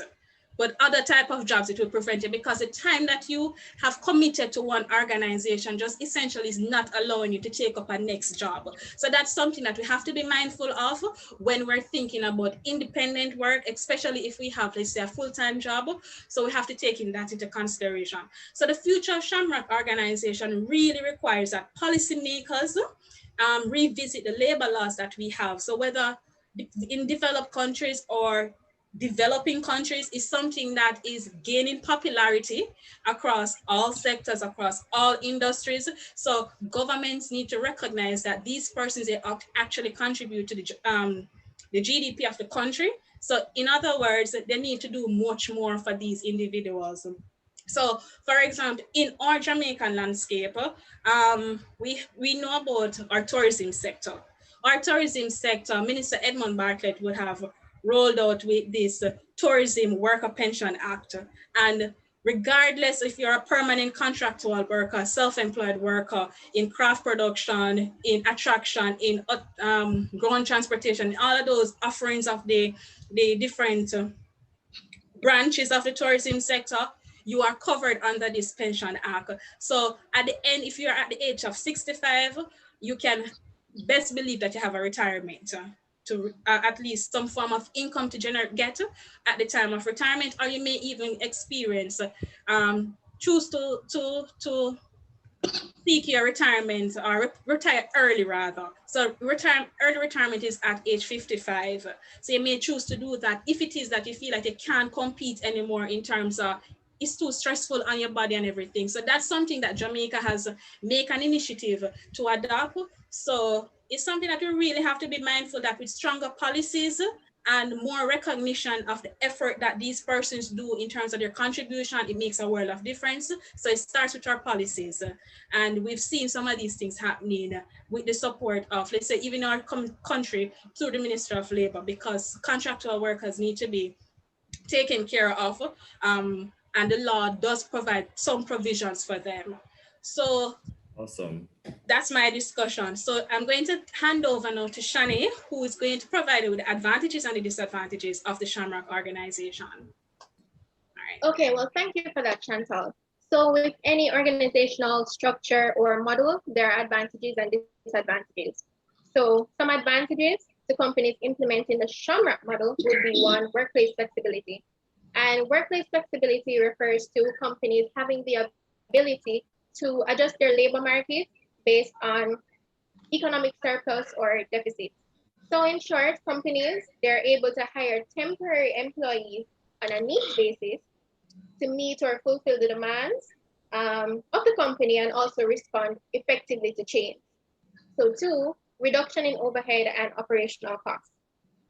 So as Chantal stated earlier, these organizations, Shamrock, they employ a small core labor force, and this allows companies to downsize, and this would result in them paying less for rent, for example, less for labor, and less for amenities such as water and light. Thirdly, this would lead into my third point, greater profit retention for the company. So organizations, they're able to spend less and they can save more or invest more. Next slide. Thank you. So some disadvantages to the Shamrock model is one, it's expensive to hire permanent staff. So for any organization, their labor market, their labor is the most expensive resource for them. So when companies are hiring for workers, you have to think about this. You're not only providing them with a fixed salary, you're also providing them with benefits such as allowances, health insurance, paid vacation, etc. Moving on to lack of organizational commitment by contractual and peripheral groups. So what employers may find is that when they implement this model, there's a lack of commitment surrounding these groups because they're temporarily employed. They may not subscribe to the goals and the values of the organization, and you would find that temporary employees may become disengaged, and this may affect their performance, or they may not perform to the company's standard. And thirdly, a lack of organizational commitment can lead to a lack of job satisfaction. So low levels of job satisfaction can ultimately affect employees' motivation, which can affect their productivity and performance. So some advantages and disadvantages of core employees. One, compensation. So one advantage for the core workers is that at the end of each month, normally monthly, they are entitled to a fixed salary regardless of the number of hours that they work. So in addition to the fixed salary, they also receive benefits as stated earlier. And these benefits, they could include allowances and concessions, which would significantly help them in reducing their personal expenses. Two, they enjoy some level of job security. So for core workers, they have a fixed work schedule. They have greater stability in terms of their professional life. However, they enjoy some level of job security because, as we know, the nature of jobs and the work environment is constantly changing due to technology. So skills that may be relevant this year and may have you employed this year doesn't guarantee that you will remain employed next year. Thirdly, career development. So companies, they will invest in their core employees. So they will engage them in training sessions, seminars, which would aid in their overall development. And companies would also offer opportunities for promotion so they can advance within the organization. Some disadvantages now is that less flexibility. So you have a fixed schedule, you work 9 to 5, 5 days a week. You lack the freedom to really structure and have a work-life balance. 2, work becomes monotonous. So over time, after working in the same environment, you're more than likely have the same routine, you're completing the same tasks. Full-time employees, they may begin to feel stagnant, and they may feel as if they're not developing or improving themselves, and this can lead to demotivation. And lastly, job hunting becomes difficult. So let's say when an employee has been working in an organization for a number of years, and then due to environmental circumstances, for example, COVID-19, for example, COVID-19, they may be made redundant or they may be terminated for whatever reason. So now they have to re-enter the job hunting. They have to now restart the job hunting process. And depending on the type of job, because as stated before, the work was monotonous, they lack versatility and diversity, which a lot of employers now they seek in when they're hiring individuals. All right, next slide. So some advantages and disadvantages of contractual and peripheral employees. One is autonomy. So for this group, they have greater freedom and control over their career and personal life. So they are better able to balance and they are better able to have a work-life balance. 2, variety of employment. So for this group, because they're temporarily employed, as soon as they're finished with one job, they can move on to the next. So this enables them to work in a variety of industries, a variety of businesses. This aids in increasing their skills and knowledge base. And it also enhances their marketability when they're applying for future positions. And lastly, learning. So as stating before, from working in a variety of industries, they are able to gather greater knowledge and skills, which would help them to improve and make them more marketable. So some disadvantages: low job security. All right, so for temporary employees, they may experience frictional unemployment. And this refers to gaps within employment when persons are transitioning from one job to the next. In addition to this, with environmental situations, COVID-19, we may see that there's an abrupt cancellation in a project, or they have to terminate the contract because the company can no longer afford it. And this leads me into my next point, financial instability. This would impact persons greatly because they have no fixed source, no fixed income source. They have to secure these contracts in order to continuously plan financially. And lastly, the peripheral group, they may have less opportunities for training. So for these organizations, they would mainly invest in their core, who is the backbone of the company. So they would invest in them for them to have training programs, but not necessarily the core, because they are the temporary employees. So they're normally time bound, and if they're going to employ, for example, a contractual somebody from the contractual structure or leave, they would seek to employ persons that already possess these skills. So Malcolm, how do you think organizations will be impacted in the future as it relates to job analysis? Thank you, Shani, for that question. So, according to Kant's 1989, the application of job analysis techniques makes the implicit assumption that information about a job as it presently exists may be used to develop programs to recruit, select, train, and appraise people for the job as it will exist in the future. So with that said, there are 6 important questions to be asked, and job analysis provides answer to these questions. Questions such as, how much time is taken to complete important tasks? What tasks are grouped together and considered a job? How can a job be designed or structured so that the employee's performance can be enhanced? What kind of behaviors are needed to perform the job? What kind of person in terms of traits and experience is best suited for the job?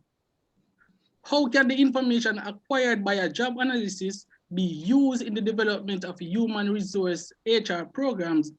Ivancevich, 2010. He further stated, explained that it is by answering these questions that job description, which is the principal product of the job analysis, is birthed and is usually in the form of a written summary of the job as an identifiable organizational unit. So I now hand over to Philip. So Philip, what are some of the challenges to the main output of a job analysis? Please elaborate. All right, thank you very much for that insightful view, Malcolm. And I'm certain you're tempted to ask, is there an app for that? However, with the changing workforce and the contemporary workplace organizations, we anticipate that there might be some challenges for job analysis, the conventional job analysis rather, as it currently is, right? So let's look at the challenges to the main output of job analysis, which is job description in terms of the modern economy. One is, like some of our colleagues had already alluded to, is the fast pace of technological innovations, right? We are living in an age of automation. What would job analysis and job descriptions and the landscape look like in the future as it relates to the fast pace of automation? Emphasis on the word fast, because as technology evolve, are the practices used to create job descriptions and job analysis in line with that. That is a possible challenge.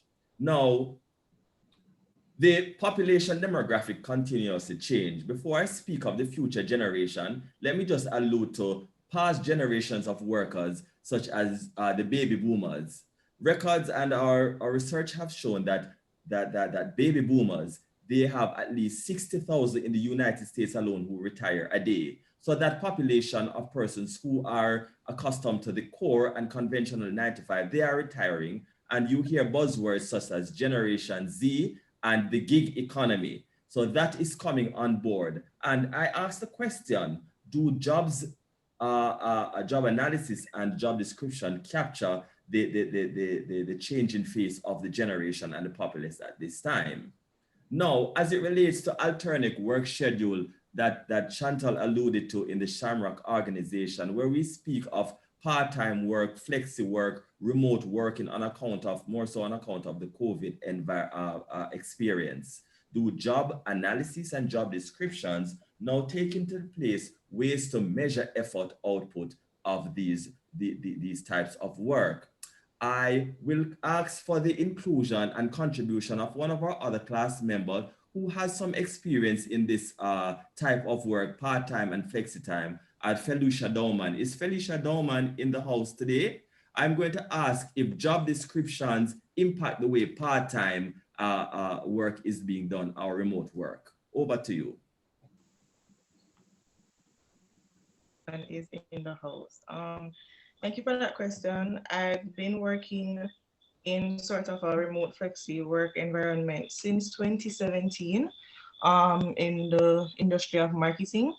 And I can say in relation to the job description and specification, it's not necessarily that our job descriptions are different, because when working with core members, they also have to be familiar with the systems that we use. So for example, if we're using a project management system, the core workers would have to be familiar with the system for collaboration purposes. However, in terms of the output and the time and specifications of when we carry out roles, because we are more flexible, those would be different in terms of expectations. And when we are evaluated for, say, signing of recontracting you. So I would say in terms of the job specifications, it's really the output and if what is predetermined on how you will work, that's different versus the entire job description being different. Okay, thank you very much for that, caller. Your contribution was well appreciated to the program this evening. So, ladies and gentlemen, you see, there is somewhat of an adjustment there of flexibility as it relates to job description. So you do not think that job description or analysis is in detriment for the future, but it's just the way the work is measured and output analyzed. Am I correct? Indeed. I take that as a yes. Thank you Yes, very much. Okay, awesome. So another anticipated challenge for job description, which is the main output of job analysis, could be, you know, production lines and persons who work in a factory. How do you actually analyze and measure the output of team members who work on a production line? Do job descriptions or conventional job description analysis and evaluation capture that? Some organizations might be at that point, but there are others to catch up. And in recent times, we have learned of the centralization of the human resources for multiple organizations and ministry. That is something that's coming on in Jamaica as well. And one of our class members, Chantal R12 QW, shared a very interesting post online that we engaged in discussion with as it relates to centralization of human resource and how that will impact the job of the HR practitioner, workers, and job description in the long run. Is Chantal online? Yes. Welcome to the program. Your views, please. Caller, you're on air. All right. So it definitely will, because this one that this is basically the shared HR practices as it relates to Jamaica, and this will be rolled out. Well, this is rolled out in February. So this is basically the consolidation of certain administrative and support functions performed across, you know, different ministries and departments in the public sector. So it's basically putting together more the things that HR usually does and moving it from a more operational kind of thing into strategic management as it relates to the government agencies. Okay, awesome. Do you think there are any implications for job descriptions with the centralization of human resources? Definitely. There are things that are going to need to be added. There are different things that they're going to be looking for in the qualifications of the person who will be taking over the jobs. Like, for example, there is the HR Plus that's coming out. They're basically integrating HR with the payroll systems and so on. So one of the things that HR managers are people who work in the HR industry are going to have to know how to do payroll now, because if you didn't know it before, you're going to have to know how to do it now, because it's something that you're going to have to do as it relates to your job function. Awesome insight, Chantal, and thanks for sharing that. And when I saw the article online, I thought it was very insightful. You feel free to share it with the rest of the class. Thank you very much for your participation. No right? problem. And as it relates to increased scrutiny and validation of effort, like I mentioned, with the mass automation, how do job descriptions, do you think they capture that effort and output? So Lund et al. 2020 noted that organizations are being reshaped by things such as advancement in technology, flatter organizational structure, and more team-based approach. So too are the ways in which work is carried out. What does this mean for the HR practitioner and persons who work in the field, such as Ms. Lewis? It means that we have to be up to the time, you know, to ensure that they are future-proof, to ensure that we can anticipate unforeseen circumstances for organizations. And, you know, in future, we will actually assess whether or not job descriptions will be relevant for the future, or how they will assess job for the future. So on to the next slide, Madam Technician and my producer.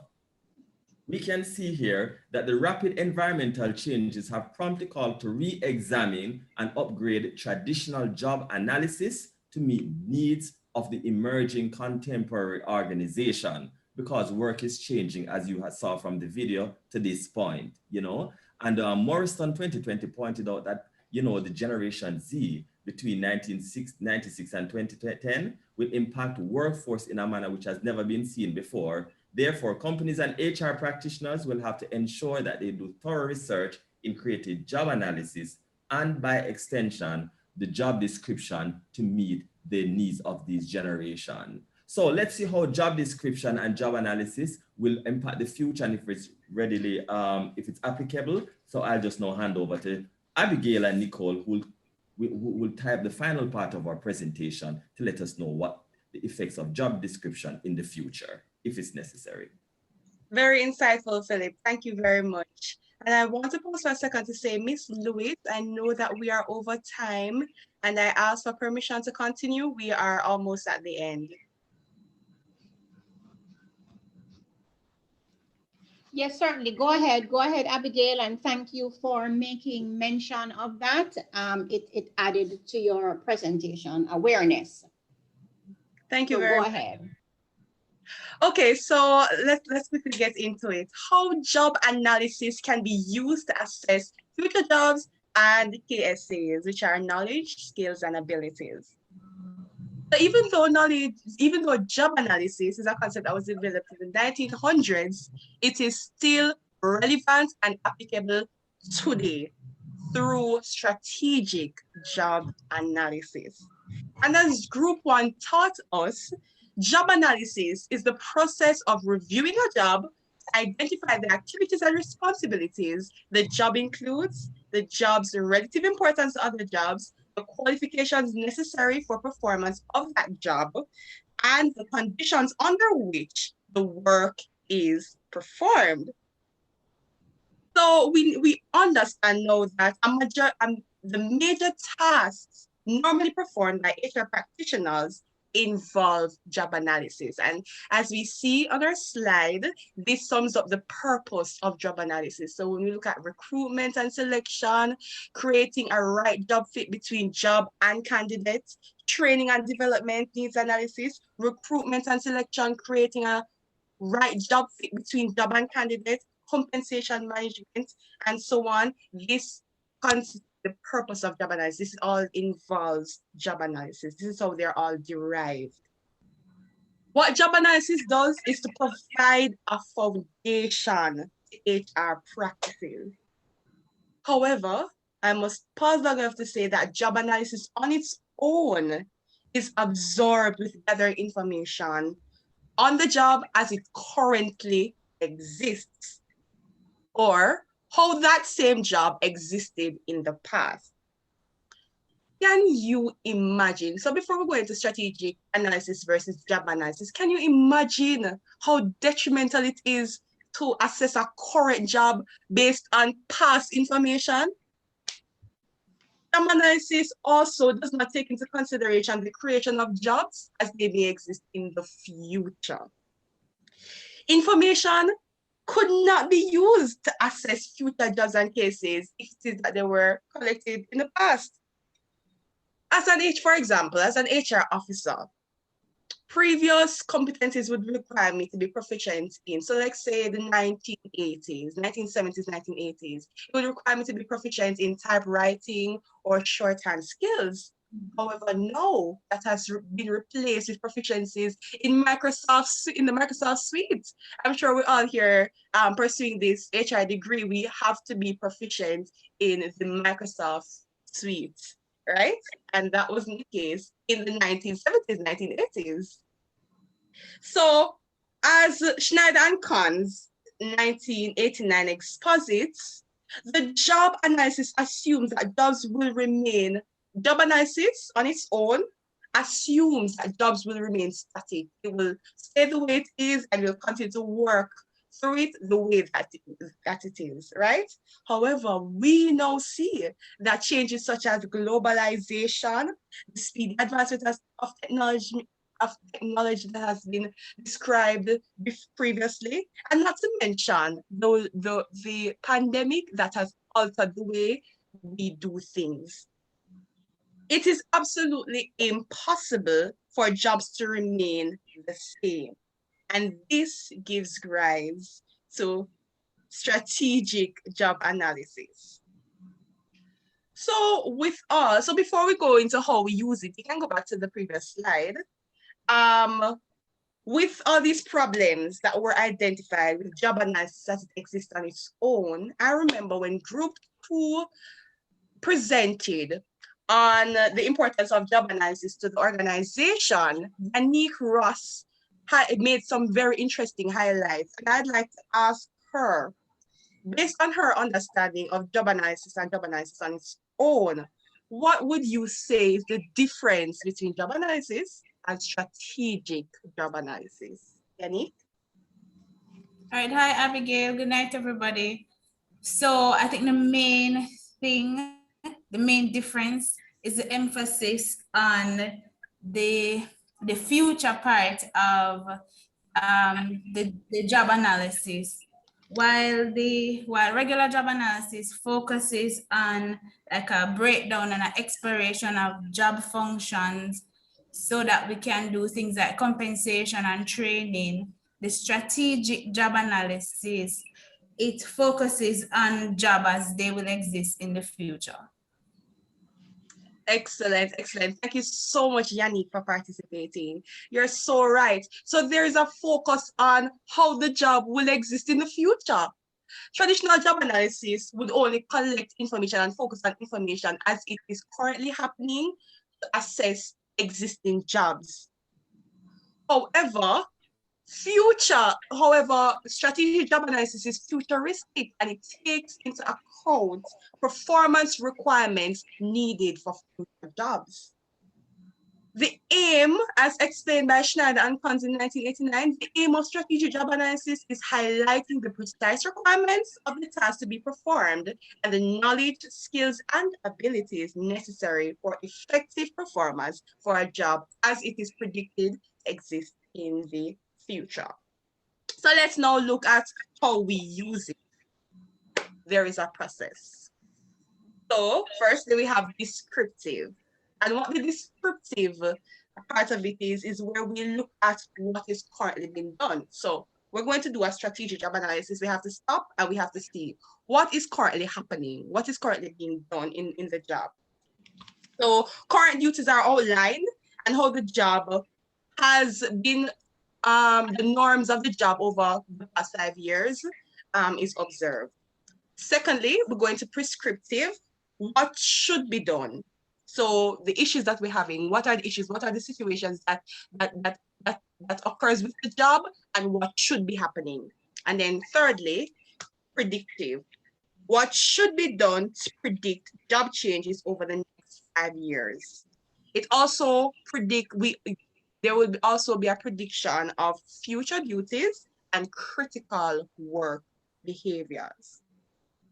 All right, so let's look at some examples because this is not only in a textbook, but this is real life, this is applicable.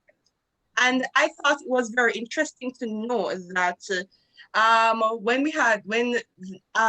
after 9/11, you know that there's a whole fright in the whole transportation industry in terms of airports and airplanes and flights and things like that. Elizabeth Colmsetter helped to lead a massive effort to hire more than 50,000 airport screeners for the government. This is in the US, for the government. And I found this in an article entitled Working for Safer Skies, 2003. This is where she used both traditional and future-oriented job analysis establish the skills, requirements, and selection procedures for a new workforce of screeners.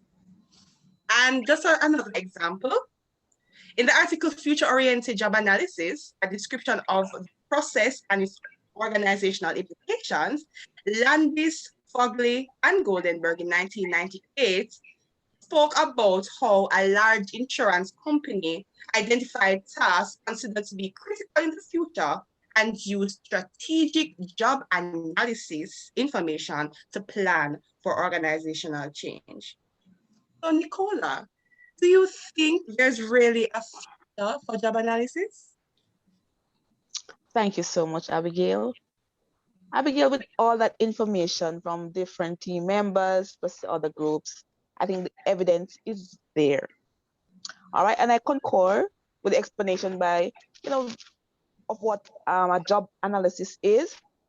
And I just want to compound on the part that really build my understanding was that that the analysis means to identify the variables for the purpose of garnering a better understanding, and in this case is, of course, the job.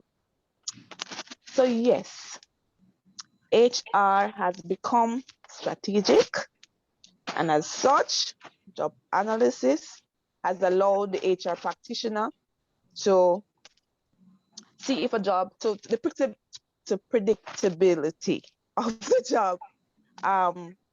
Yes, proper planning to see if the job is sustainable, to do role adjustments, strategic planning, comparing job ratings, and of course, job analysis is ongoing. As Abigail has just said, it is a process that you have to be current.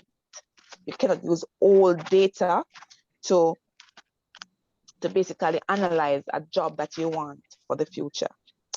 And yes, traditional job analysis, as we have realized, will give way to strategic job analysis. And yes, we must also take in consideration that all the HRM function is pivoted on staffing, and that is duly determined by strategic job analysis.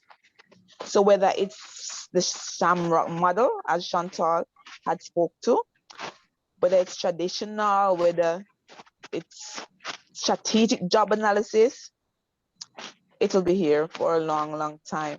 So the evidence is clear, and we can pull from that evidence to answer the question that you ask.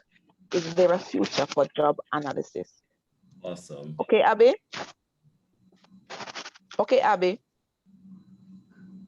Yes, I thought you would ask, is there an app for that? Oh, is there an app for that? Don't worry about it. I'm sure in the future we'll find it. So change is inevitable. That's how you beautifully expounded on the visible changes that have already occurred to the way jobs are being currently performed. Chantal and Shante told us about the Shamrock organization and told us and illustrated the advantages and the disadvantage. Malcolm and Philip ably expounded on the challenges being presented to the main output of job analysis, which are the job descriptions, in light of the modern economy. And Nicola and I reviewed how job analysis can be used to assess future jobs and knowledge, skills, and abilities, and whether there is a future for job analysis. Yes, there is a future for job analysis. So much to observe, right, Philip? That's correct, Madam Latoya. So I'm not certain if I thought I was the one who made this quote, but apparently it's Abraham Lincoln who said, Abby, best the way to predict your future is to create it. And that's with job analysis. So thank you very much for sticking it through with us, ladies and gentlemen. We know it's a lot of information, and we will definitely share these slides with you so you can review at your own pace. Thank you very much for the persons in other groups who participated as well. And if you have any questions, feel free to reach out to us. Wonderful job, Group 6. And like I said earlier, if you have any questions, please reach out to us. Thank you very much for your time and attention. And it's now over to you, Madam Michelle Lewis.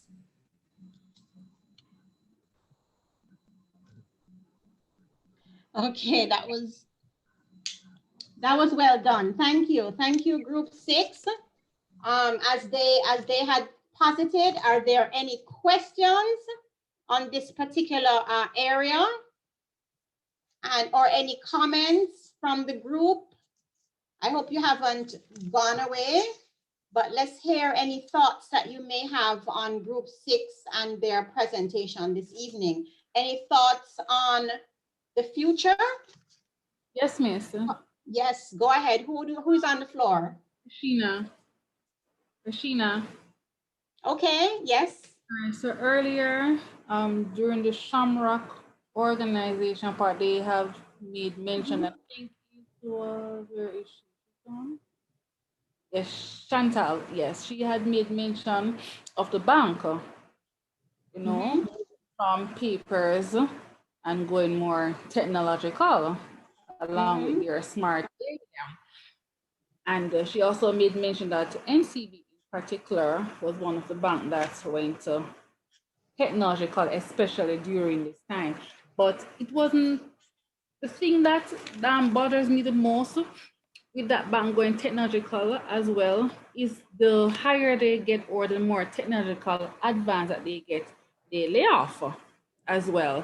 And that's one of the big things when technology taking over our job, because from about 2003, 2004, in principle of business, I remember when we were reading and it said technology will take over our job, and sooner or later, we're not going to use human anymore to do certain job function.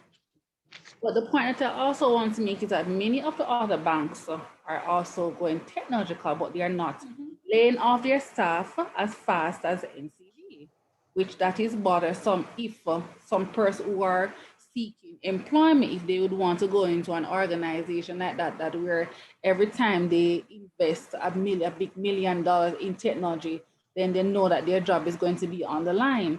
But the big advantage, that's a big advantage going technological, because currently in the 21st century, as a group represent, a lot of things won't be done manual anymore, which is good because it's time consuming, it costs more and so forth. But the disadvantage now is that we now would have to come up with strategic way of creating our own business or do something else to earn an income, because when technology take over the day-to-day function, an ATM is doing 99% of our function. That means we are not needed. So many of us now are going to be left on the wayside if we are not strategic in how we are going to find other means of living. So that's the point in technology. It's good to a far extent, because we have seen where technology has improved along the line from a big box computer to a flat screen desktop with the same big box to a tablet. Now a cell phone is now a computer. So technology has emerged, and it has enabled our life, as Chantal said, the social media, that different areas, but it's just a disadvantage of all of that. That's a bit bothersome, but very good presentation. It is, Rashina. It's actually very, it's eye-opening, as well as it can be disturbing as we reflect on how easily replaceable we are becoming and how disadvantageous it is for the worker, because the first point of effect is going to be on the worker. So companies will see where they can improve their bottom line or improve their profit by cutting workers and investing more in technology. And so it is eye-opening as well as it's daunting. Also looking at the Shamrock organization and the percentage of workers that are contract and part-time, you see where companies are not committing to much of their staff members. And by committing, I mean no benefits, no pension, no vacation time, no sick leave. And so the point that Group 6 made, which was good, is that the arm of the labor market that is concerned with regulation is going to have to step up as more and more companies are adopting this Shamrock model to protect workers. Because you'll see by and large that a larger percentage of an organization will be on the outskirts. So they'll be contract, they'll be part-time. The gig economy, as they also mentioned, is growing. And all of these workers are by and large unprotected. Good point they made about the Tourism Worker Contract Act. That was really great information to throw in, that the Minister of Tourism has introduced an act to protect, by and large, so much of the industry's workers who are not, as we would say, core, because they are either part-time or contractual or seasonal. So some good points were made by Group 6, and I believe that they effectively opened our eyes to some things that we would like not to have to confront, but we will have to. So you made mention of NCB, that's one bank, and okay, maybe the others are a little bit slower, but you can expect that in a couple of years, they will all catch up. I remembered when airlines were, is there someone commenting? Yeah, I'm saying they are not sorry because Scotiabank has closed King Street location and opened a technological bank. That's absolutely right. Duke Street. That's right. So all of those workers. Less staff in one. Yes. And that's just one. I believe in the last year, Scotiabank closed several branches. Mm-hmm. But the thing and were deployed to different areas, because I was at King Street and none of us lost our job. None of us lose our job there. We were placed, and the good part of that, many of us like myself going to a different branch was a promotion. Many of us who were working in one area wanting to go somewhere else, get a promotion or something, it happened that it worked for you this time, Rashina. It worked for you this time. But keep your fingers tightly crossed, because it doesn't mean, so for example, I know that there were senior persons in your same branch that were placed on early retirement. Yes. So for them, it didn't work as nicely as it may have worked for you, but continuing the trend in the future, you can expect that all the banks will adopt and spend more in technology, and ultimately, unfortunately, will replace a lot of banking, especially frontline banking staff. So for you now, Rashina, it's going to be for you now to be honing another skill within the bank, but try to be strategic as it relates to what's critical, what will remain core. And that's where now you should be trying to get yourself into, because frontline, by and large, as I say, said before, they're focusing on be replaced. Say that again, Rashina. The focus is on sales, right? Well, find out where it is, because if it's sales, then you're gonna, which is what we spoke about, being strategic in looking at what's happening, what we can expect for the future, and then see how you can position yourself in that area within your own organization, if you so choose to remain in there. Miss, I liked the point, Tamika. Yes, Miss. I was just sharing that. Interestingly, I had my first, well, not my first, but let's just, I'm a former banker, ex-banker. I started in banking maybe 16, 17 years ago, no longer in that field. But I'm saying that even though now we see that technology is one of the reasons why we're having, you know, large groups of redundancy, I think that it could have been, for me personally, it could have been seen, the trend could have been seen. For one, when I consider, like, say maybe as far back as 5-10 years ago in banking, you found that the route, I mean, the route to say promotion then for operational jobs were extremely limited. What I found why I exited banking was that the persons in banking, they start out at whatever, let's just say early age. They start out in banking because I don't know if it's because of the benefit for whatever reasons persons stay in that job. I've never seen, I don't know about all the industries across government, but I mean, for my group, there were persons, when you talk about long service, their first job was at the bank and they just did not leave. So you found that you had persons, and as well as because the bank gave the benefit of pursuing your education without interest. So if you were pursuing a degree, I know some banks, I think back then BNS had where you could get that free. But for the other banks, they had, even if you were going to do an educational loan, it would have been interest free. So persons had that incentive. So you're educating the staff, and they're also experienced. So you find that the jobs, you had more persons, far more persons competing for the very few available jobs. So from as far back as 10 years ago, just the idea of getting a promotion, it was so competitive and just a limited area. And as it relates to growth, you found that the jobs that transition to promotions or to even the development of new positions, new job titles were always from a sales basis. And I do think that, I mean, I didn't have the interest to sell. And so I thought perhaps it would be best for me to exit, but they're making redundancy general. But if you do realize human capital for sales doesn't change, persons are expanding, the banks are expanding their sales team.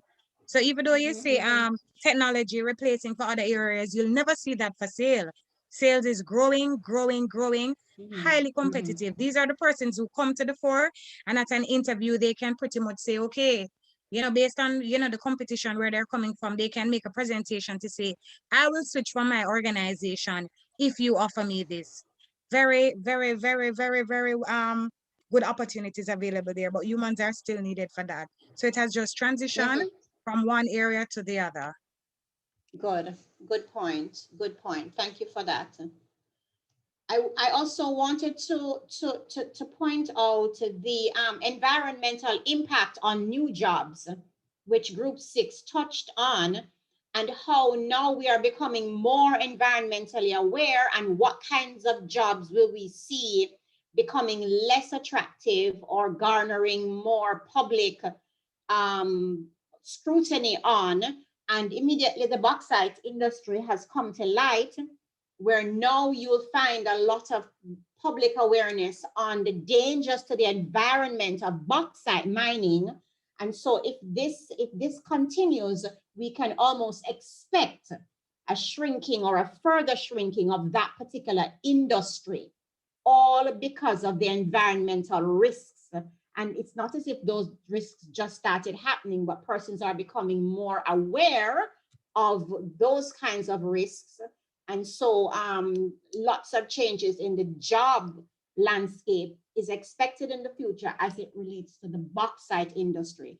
Any other industry is coming to mind as to how the environmental impacts or awareness will be affecting those industries? Anyone What has about any thoughts? Miss, what about fishing and agriculture?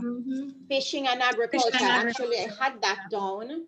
Certainly, fishing, with overfishing, we're now becoming aware that overfishing is a thing, where the extinction of certain groups of fish is a thing. So now you have a lot of bans being put on fishes like the parrotfish, and we know that there are seasonal bans placed on lobster and crab. And so the fishing industry on a whole is being impacted by environmental awareness as it relates to overfishing and the depletion of our waters. So that's something that we can be, you know, we can be looking at as it relates to jobs and the movement of jobs out of that particular industry. Construction. Any other that's coming? Say that again, I'm please. saying construction. People, Tell us no, about I that. was just thinking that people are saying that you can't remember, like the Blue Mountains, they wanted to build a set of houses up there, and people objected, and there was an issue out at Hellshire when people said that the iguana lizard was under strain because humans were encroaching on their habitat, and that sort of thing. So construction, you don't just put down something anywhere anymore. And Anymore. even so, people are building on gullies. Now, it's not only poor people, because we were commenting about it, the number of apartment complexes that are going up, 3-story, 4, 5-story apartment complexes right next to gullies. Those are things that people are looking at as well. Yes, so environmental awareness will impact those industries. The tourism industry, does anybody have any comment on how the environmental awareness can, in the future, affect tourism, especially for small islands like Jamaica? Any comment on tourism as an industry? Or a Well, sector? the same thing about the fishing things, the dynamiting of reefs and those sorts of issues have come up as well. Our reefs are not, pollution of the water as it relates to how these hotels are depositing their waste in our oceans, erosion of beaches, and all of those negative, those affect the environment very negatively. But even farming and the erosion, Jamaica, I'm told, has the highest rate of erosion, soil erosion in the world. Our mountains are just washing off into the sea. Because of? Poor farming practices, slash and burn, and all those sorts of things. Absolutely, and we know that Haiti suffers from flooding because of their primary form of farming, which is the slash and burn and improper use of the land and so on. So all of these bring to mind, as we think about future strategic job analysis, we're looking at industries and what are the impact for the future for these particular industries. And we also want to garner an awareness of where a particular industry is going and what it is and what kinds of skills workers would need to have in order to satisfy those requirements, or how workers can begin to be preparing themselves as to the way forward. So for example, the two, when we looked at the bank, if banking is moving away from frontline teller services and focusing more onto sales, is it that I am in the bank, or workers in the bank now need to be prepared with more sales kinds of skills in order to prepare themselves to be ready for future jobs, even although it's still within the same industry? So these are the points that we want to look at when we talk about the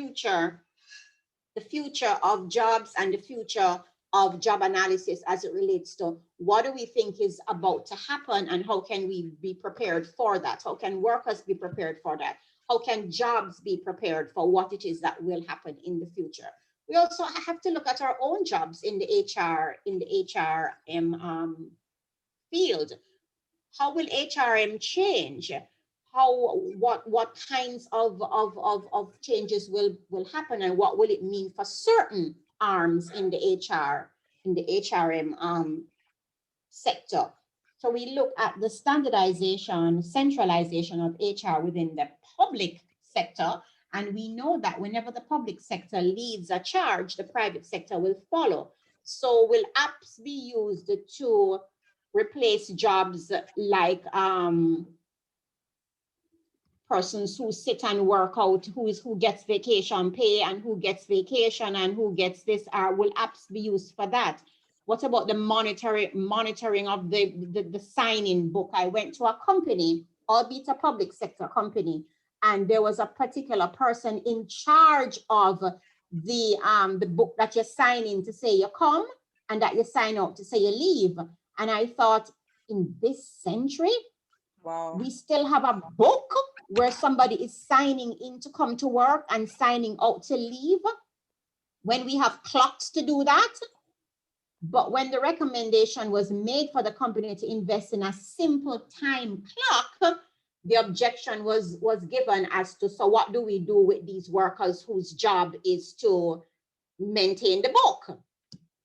So the pushback was that the company couldn't afford to invest in clocks, for time clocks, but they certainly could afford to pay somebody who is in charge of the time book. So these are things that we just want to do some reading on what a place like New Zealand did. New Zealand transitioned away from being a primarily farming country to being a country that is fairly well developed. No, because what they did is that if they move somebody, the person's got retrained, that they push their country ahead.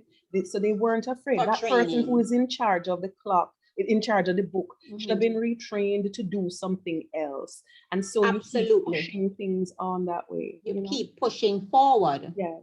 And as you speak about New Zealand,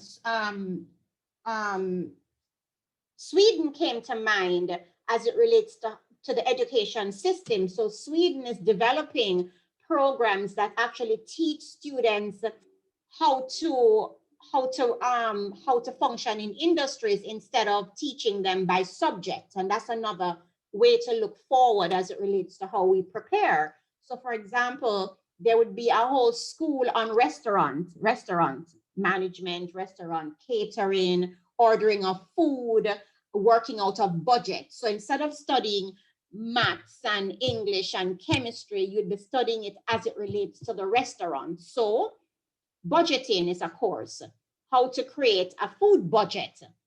And so students will be learning the same mathematical principles, but applying them directly to how to create a food budget. So how do you do meal planning? What processes and steps would be applied to the planning of meals?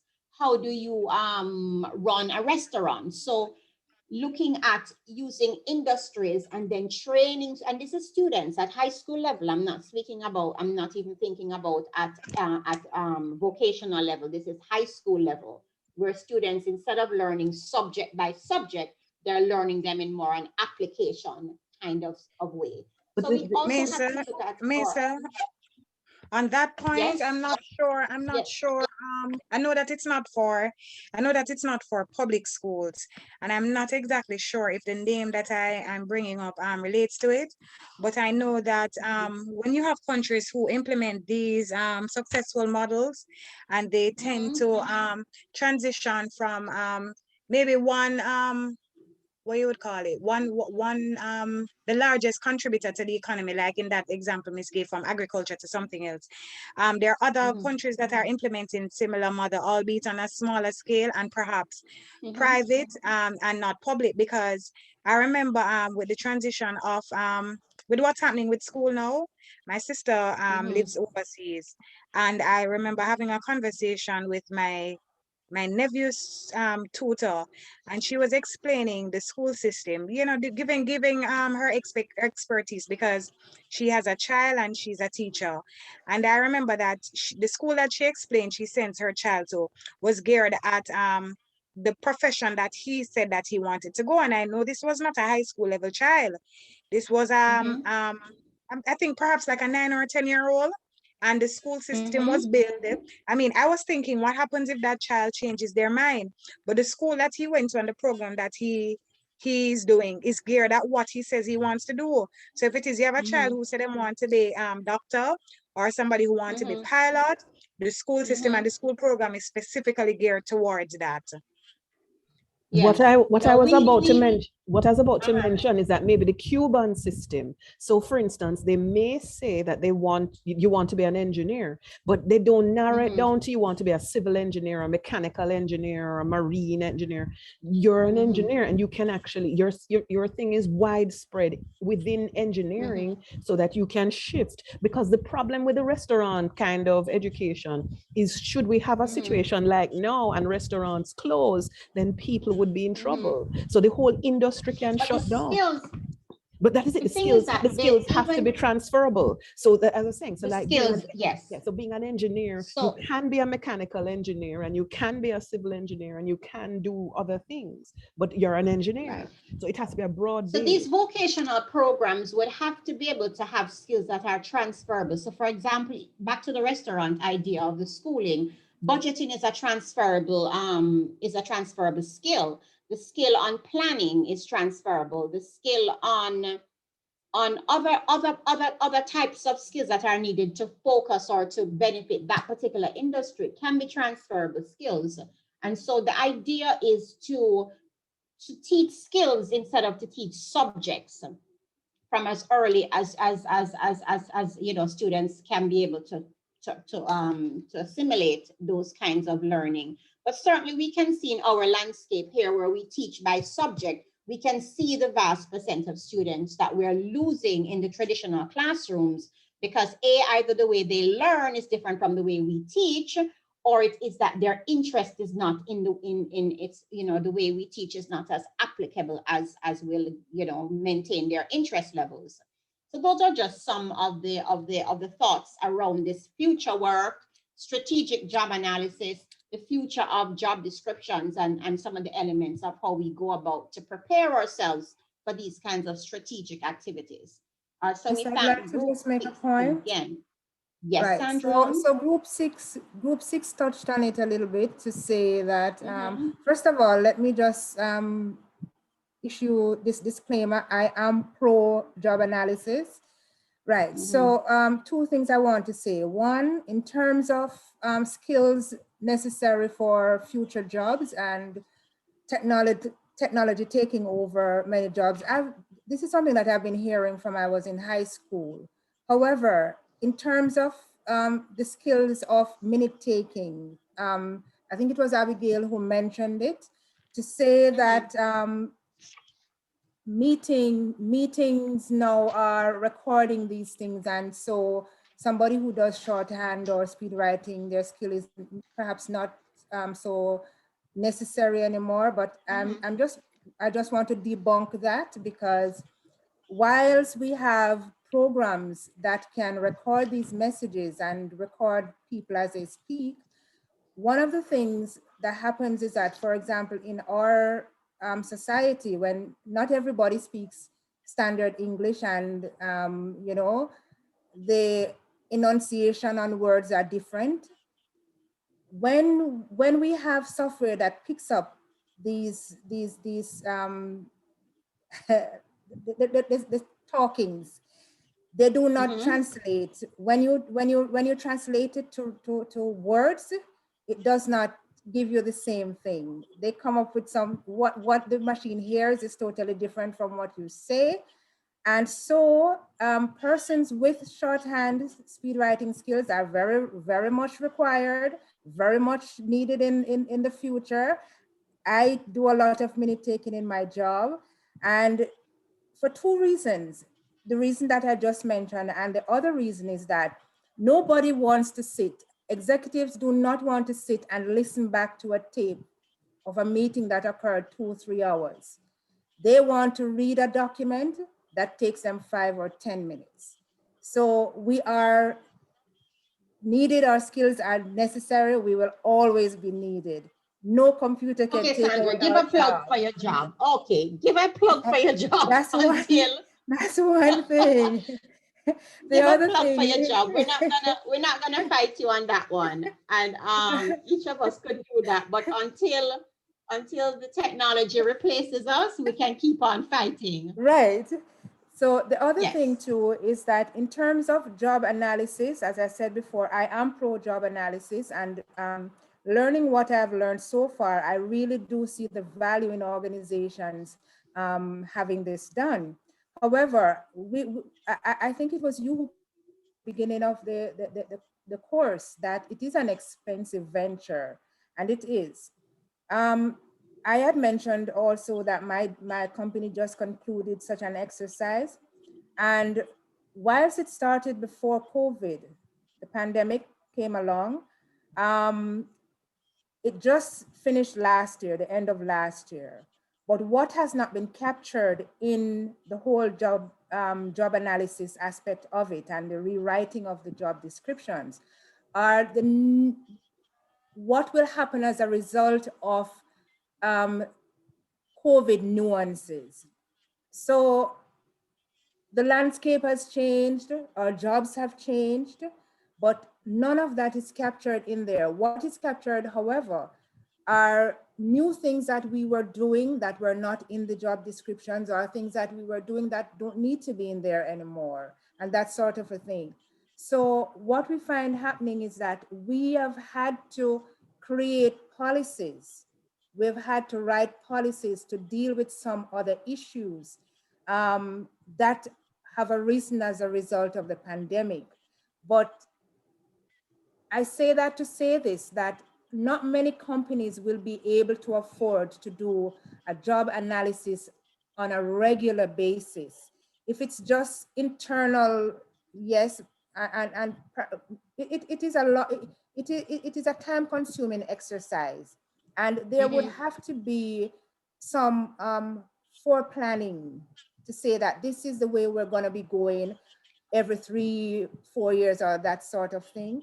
But without that happening, it is not something that you just randomly decide that, okay, we're just going to do this for the sake of doing it. And so while I'm saying I see the value in it, I also am saying that it is not financially, it is not possible for companies to undertake this on a regular basis. So for companies that are just coming up, I can understand them wanting to kind of set the pace in having your job analysis, having your job description reflect future.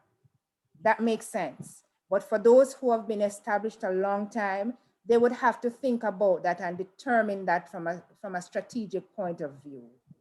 I just wanted to make a note of that. Okay, thank you. Thank you, Sandra. All right, guys, we have, let me just outline for you how I'll give you the feedback for your group work and your grades. I'm going to have to do Zoom meetings with each group. I can do 2 groups within 1 meeting. So to alleviate Olivine from having to set up this section, I have regular Zoom that lasts for an hour. So I can do Zoom and do 2 groups within an hour to meet with you and give you group feedback. So among yourselves, you can just email me the time when you're available. Of course, not on the same day, so that I can set up the Zoom meeting and we can meet and do the feedback pretty much the way we had met to do the requirements for the presentations. Is that okay? Yes, miss. Yes? Okay, so certainly group 1, 2, 3, and 4, you can begin to send me yours because I've already looked at your work, and then 5 and 6, you give me a little bit of time so I can do your marking and your assessment. So just send me the dates and the times when you're available, and I will go ahead and set up for you for the Zoom meeting. Or if somebody else wants to do the Zoom and send me the link, that's fine. But we have to agree on the time and the date. Okay, that's one thing. Next thing for the exam. So Dr. Martin Hall and I spoke today, and last semester, 48 hours was given to do the exam.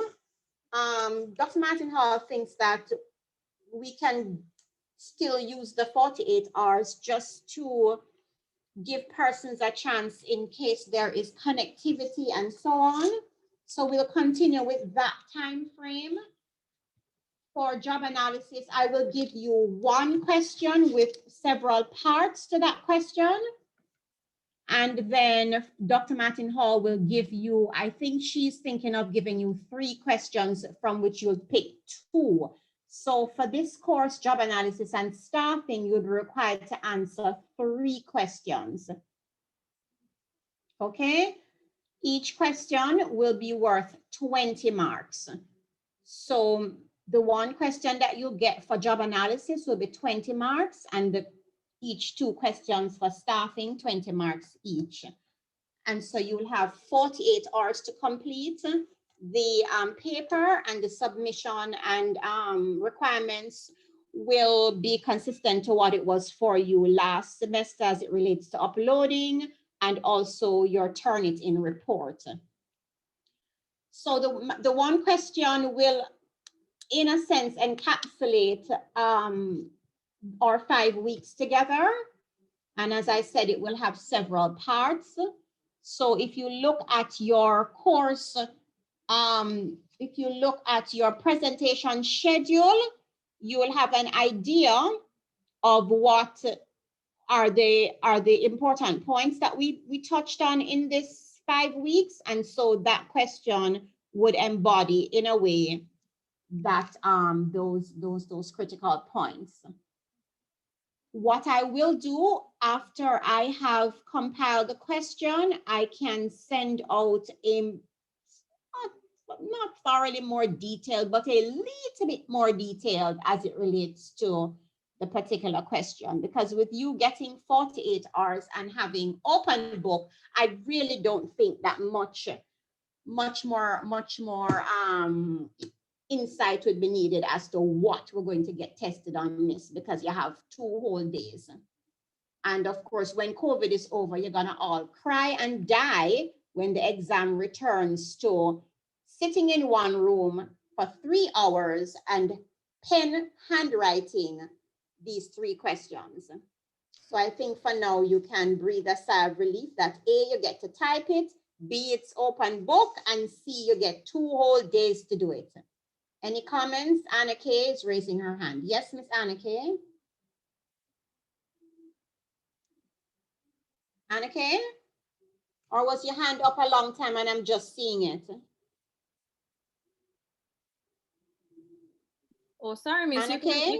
Sorry, Miss. It's not, my question is not concerning the exam. So you can go ahead. I'm going to ask in a little while. Just give me a second. Oh, okay. So did you have your hand up a long time or did I just see it or what? Oh, no, Miss. I just raised it, but I didn't think that you were going to see it so soon. Oh, I saw it though. I'm trying to be using my eye and throwing it all around on the screen. Okay, so any questions as it relates to the exam, and then we can get to Anna Kay's question. Careful now when you do open book with plagiarism. I know it's very tempting to want to write it right out of the book as you see it, but that, as you would have learned from last semester, can put you in trouble. Please, do more discussions, and I must commend group 6 because I remember chiding you to do discussions, and I could see that you absolutely did in terms of using your points and trying to work through it in a discussion mode, and that's exactly how I'm going to be wanting you to answer your exam questions. You're going to be discussing whatever it is that's going to be asked of you to do, not necessarily just write out what some book has written on the particular topic. Okay, before I get to you, Anna Kay, any other questions on the exam? Wow. Okay, so no more questions. Miss, has a date been set as yet? Chantal? Has a date been set as yet, or that's too early to ask? I'm just curious. Oh, that's too early. I don't do the setting of the date part of the job. The setting of the date part of the job, I don't know. Olivine, has the date been set? I don't know. But when it's, you certainly will know. No, not right? yet. Not yet. But you will know. It won't be set and you don't know. There's a question here. Who is that? Yes. Yes, Nicola Nicola. here. Is it that Yes, we're going to Nicola? get a choice of 2 questions for your section, or it's No, just Nicola, one? I'm just going to give you one question with some parts. Okay. All righty. Thank you. Okay, ma'am.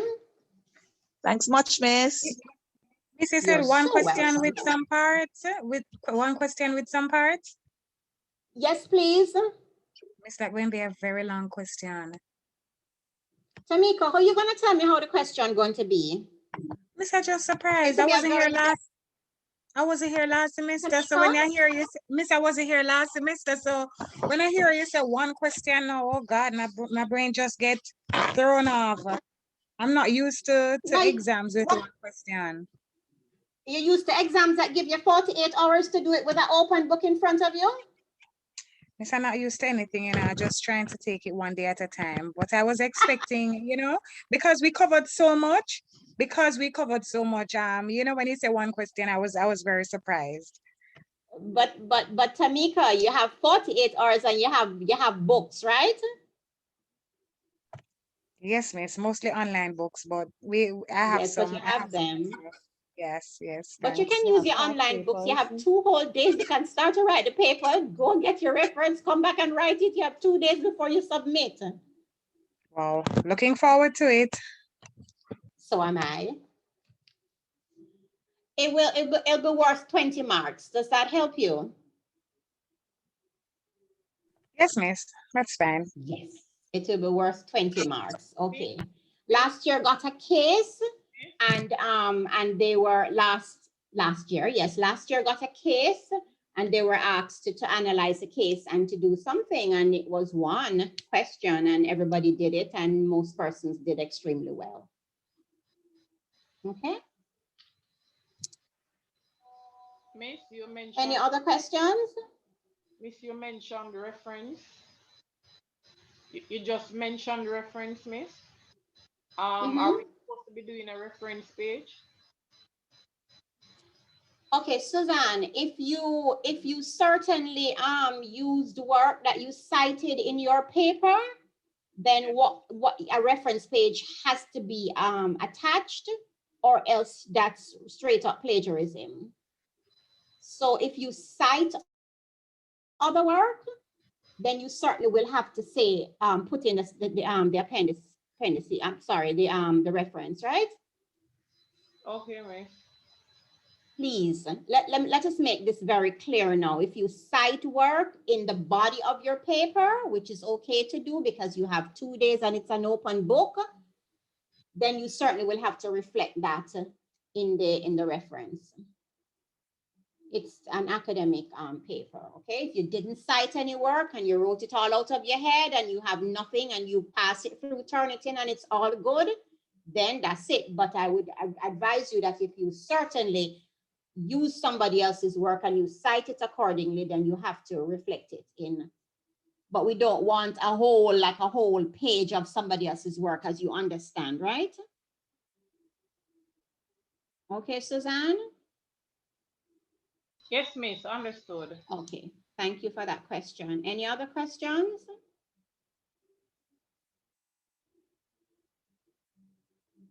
Okay. Annika? Yes, Miss. All right. Okay. All right, so good evening, Mrs. Lewis. Good evening, class. I do apologize for being late. It was unavoidable this evening, but I had to come on because this, I would have felt so bad if it was not done. I'd like to use this opportunity to extend gratitude to you on behalf of the class for the impact that you have made on our developing future as HR professionals through these lectures in job analysis. It was certainly a short time, but we were always very productive from the very first class. Your strategy is admirable and effective. Thank you for always being so sweet and for using each moment, as you even just did, as an opportunity to teach and to impart your expertise. We do look forward to working with you at another juncture in our tenure, but until we do meet again, we wish you all the best in your endeavors, and we will definitely remember you. We appreciate you for all you have done. Thank you. Thank you, Annika. Is Olivine having a hand up as well? No, I was applauding. Olivine had some I was applauding. Wait, mister, we're not done. We're not done. Hi, good evening, Miss. This is Damian. Okay, just wanted Damian. to add to what Annika has said.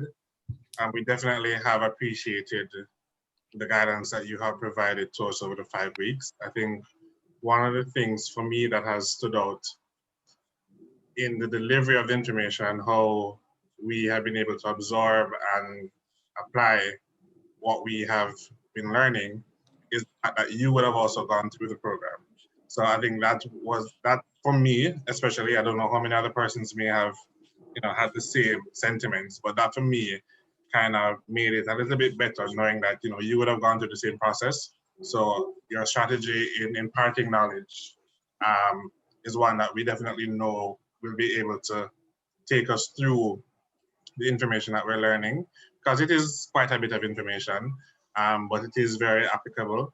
So I definitely appreciate and just want to express my gratitude for your support, for what you've done for us.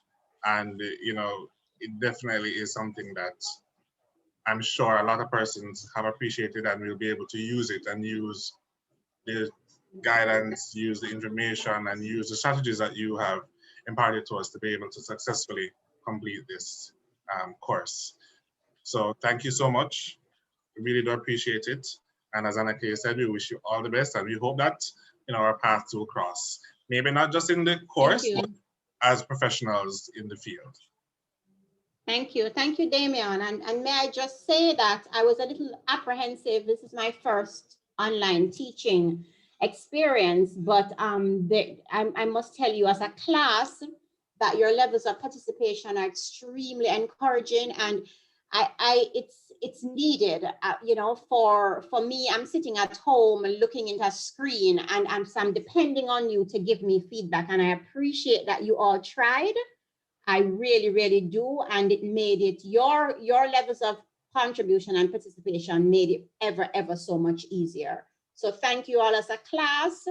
Thank you also for those of you who have emailed me on different occasions on different issues. I've been extremely impressed with your levels of communication skills and your professionalism. So far, I really am impressed with this group. And Olivine, you were not wrong when you said to us that this was a really good group. So I'm looking forward to continuing to hear that you remain as participative and as engaged. This is your learning. This is your time. And even though you're not in a classroom, as I had said in the first class, create your space, create the time for yourself, and fight for it. Fight in the sense of being fully attentive and putting yourself into the process. And I can tell you that once that is done, you'll have absolutely no regrets. This is a really great program. I continue to learn from things that I have gone through. I continue to see the applicability of what it is that this program has offered. And I have been through it more than 10 years now. So, that must speak to the wealth of the program. And I'm also proud to be a part of it. Certainly, if it weren't a good program, I would not have stayed to be in it. And I also want to thank Olivine for, I don't even know how to list, for her going above and beyond in order to help us as facilitators to be there for you, and also for just her staying on through these long nights to be with us. So we want to thank you, Olivine. It does not go unnoticed, your levels of dedication to this program and to each of us as facilitators, and also to your students. So guys, you have my email address. I am open to questions. And of course, I will meet you again when we do the group feedback. And so there we can talk a little bit more before we can say our final goodbyes. Definitely, Miss. Thanks a lot. Okay, so thank you, and we'll meet again. So just send me your dates and your times, and we'll set up our meetings, and we'll do 2 per session. Okay. Okay, Miss. Thank you, guys. Have a great evening. Nobody has to go home and take a bus now or go in the car and start up the engine and wonder if it's going to work or all of that. So all you need to do is to just go into the next room, and then you're all set, right? I don't know if we'll be able to go back face to face. I don't know. I think I'm now spoiled. All right. So thanks again, guys. And I'll see you when we do group feedback. Okay, Miss. Bye. Okay, bye-bye. Bye, Miss. Bye-bye. Group 4 just sent you an email regarding our feedback meeting. I don't even know what to say. Why am I not surprised at this group 4? Okay, I'll see what you have to say, but please don't let me have to look at it tonight. I'm gonna go straight into my next room, and then I'll look at it tomorrow. Is that okay, group 4? Tomorrow morning. They want to meet. They want to meet at 5 o'clock tomorrow. Okay, group 4. I will look at your email tomorrow, and I will probably, I don't know why you wanted to read it out. I don't know why you wanted to read it out. I will look at it tomorrow, and I will answer. Okay. Okay, guys, take care. Bye-bye.